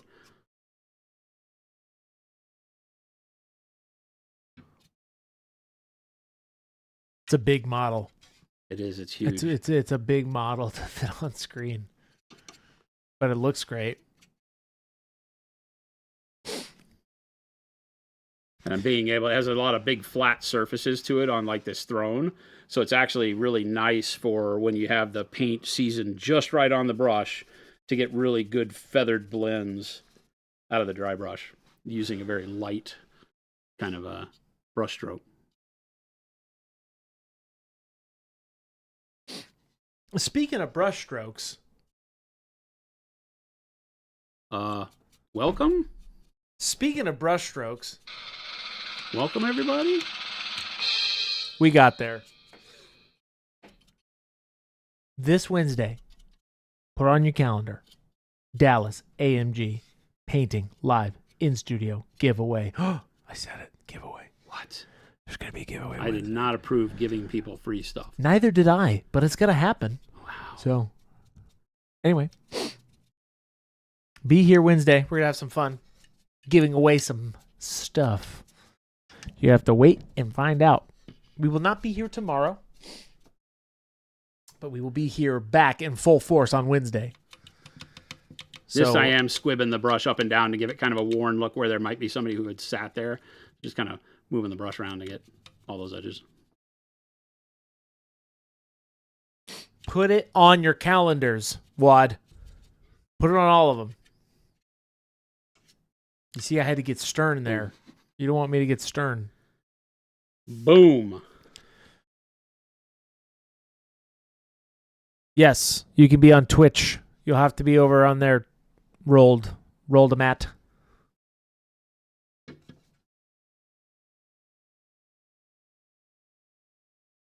Shark says, if this is just the base coat, it looks great already. What else is there to do? I mean, if you start looking around, like there's a lot of details. You start to find all of it. Still a lot of details. Joshua Lee is asking what the ratio for the metallic medium generally is. To make a color with it? Is it like 1-to-1? It depends on how you like it. I tend to use more metallic medium than color. That will brighten the color up a bit, right? Or not really brighten. It doesn't have any brightening tint to it, but it will dull the color because you won't have as much vibrancy out of the color that you use. So you may want to use more color. There really is no golden ratio. Each metallic is going, or each color is going to work a little different with the medium. But, I start at like probably 2-to-1 metallic medium to color and build from there. I'm very pleased with this. I think that was a great choice. Boom. Dunzos. I mean, if you're into that. If you're into that sort of thing. Yeah, I think for, quick airbrush and dry brush, that gets you pretty far down the road. We started this model at the priming stage. Yeah, we primed this today. Yeah, we did. So it was gray plastic 3 hours ago.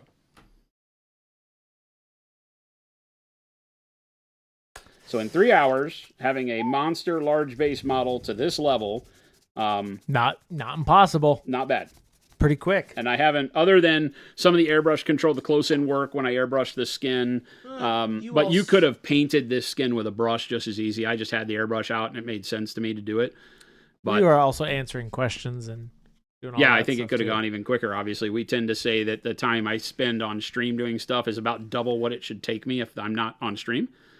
So if you can imagine doing this in an hour and a half, Yeah. I don't think that's out of the question. It may not speed up as much with the airbrush because you still have to do the clean steps. That you can't speed that up. So maybe 2 hours. But I feel pretty good saying that this can be a 2-hour paint job. That's right, Mo. This point. Had to deal with me the whole time. Not too shabby. And I had to put up a curse. God dang it. Well, you got to remind me. Oh, and remember, we also painted these two dudes. Oh, yeah. Right.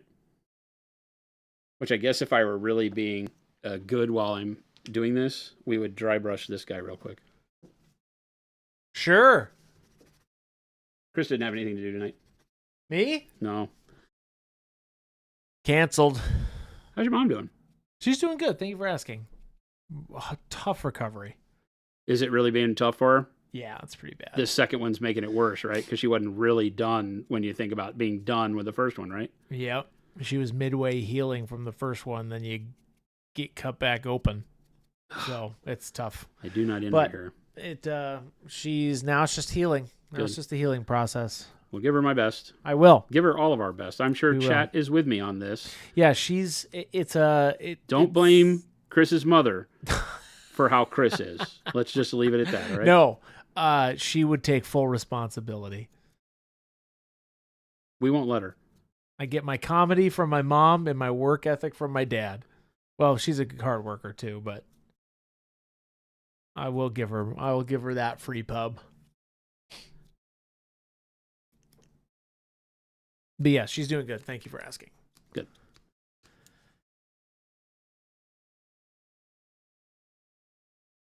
That's a lot of jade.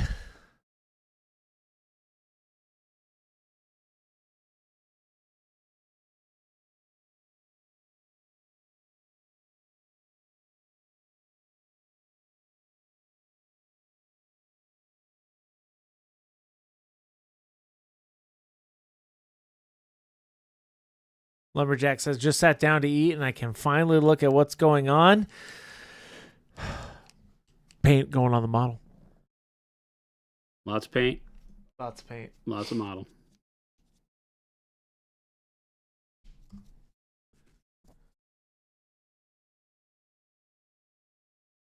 Kaz, I've been using jade a lot here lately. I'm painting a Such a good color. Monkey King model. Technically, yeah, I'm trying to brain fart. Was this jade underneath it? Yeah. It was jade. Okay, that's what I thought. Jade and then bright green. Yep. And then bright pale green. Yeah, that works really well on him, too. I used a smaller brush and a lot less paint, Yeah. but that brought out some good detail and keeps it. I like that armor. Yeah. It's going to look really good because this coloring next to, and you can see one of the ways to really make quick airbrushing come to life is to dry brush over it. And then we'll go in and do the brush detailing on the edges with a brighter color to bring the shine out. But this is going to stand out really next against the flesh tones. And anywhere where we have like an orange beard or golds, this kind of green can play really well at being a warm, cool color. Does that make sense? Warm, cool. Because it's going to play really well into the warmer spectrum because we use a little bit of the bright green on there, thin down, and it gives it kind of a yellowishness. So we've got the purple and the blue and the green out of the jade that works really well together. But I think it's going to work really, really well. Now, this would be a really good Leagues of Photon color, wouldn't it? If you're going to do like Leagues of Vote, I feel like this is kind of one of their main colors that they use. Looks maybe? like it. Maybe. I have to determine if I want to use metallic paints on these guys or do non-metallic. So that's going to be interesting. You should do metallics. It's going to be interesting. Chris's mom is tough like all good Space Marines. Your mother was a Space Marine. She was. She's a good lady. Jason? Vitae, let me explain what Chris was talking about earlier where he was thinking I might dry brush bronze over the top. Yes. You could take copper and or bronze and do a quick dry brush over this in place of what I did with the bright, or do the bright green and then do the copper or bronze over the top of that so it really catches those edges.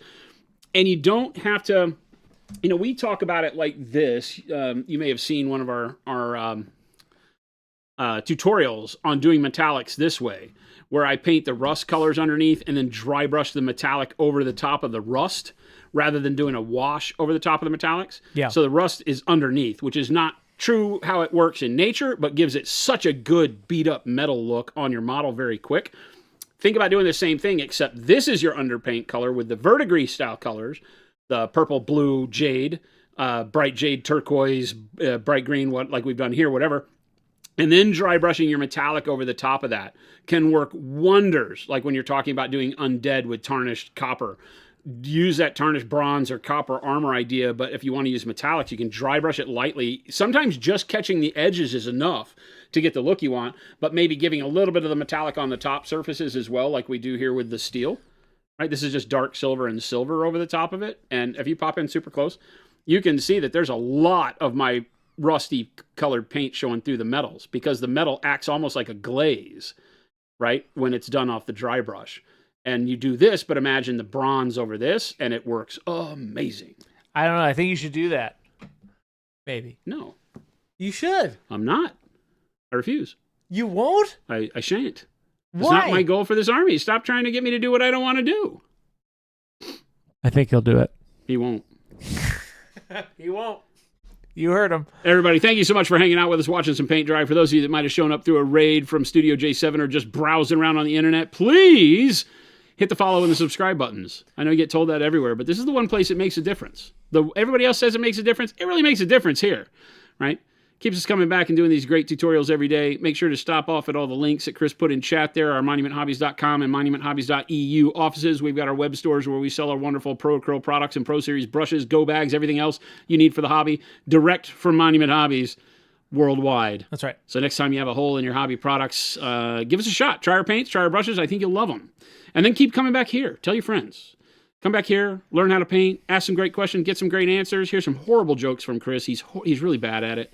But we're helping him get along. He's getting better. No, he's not really, but we're telling him he is. Chris, you're getting much better at your jokes. Thank you. Yeah, and we'd love to see you back. Join the Discord. We've got over 6,000 amazing artists just like yourselves for great inspiration, making friends, talking hobby, getting down and dirty with the painting information.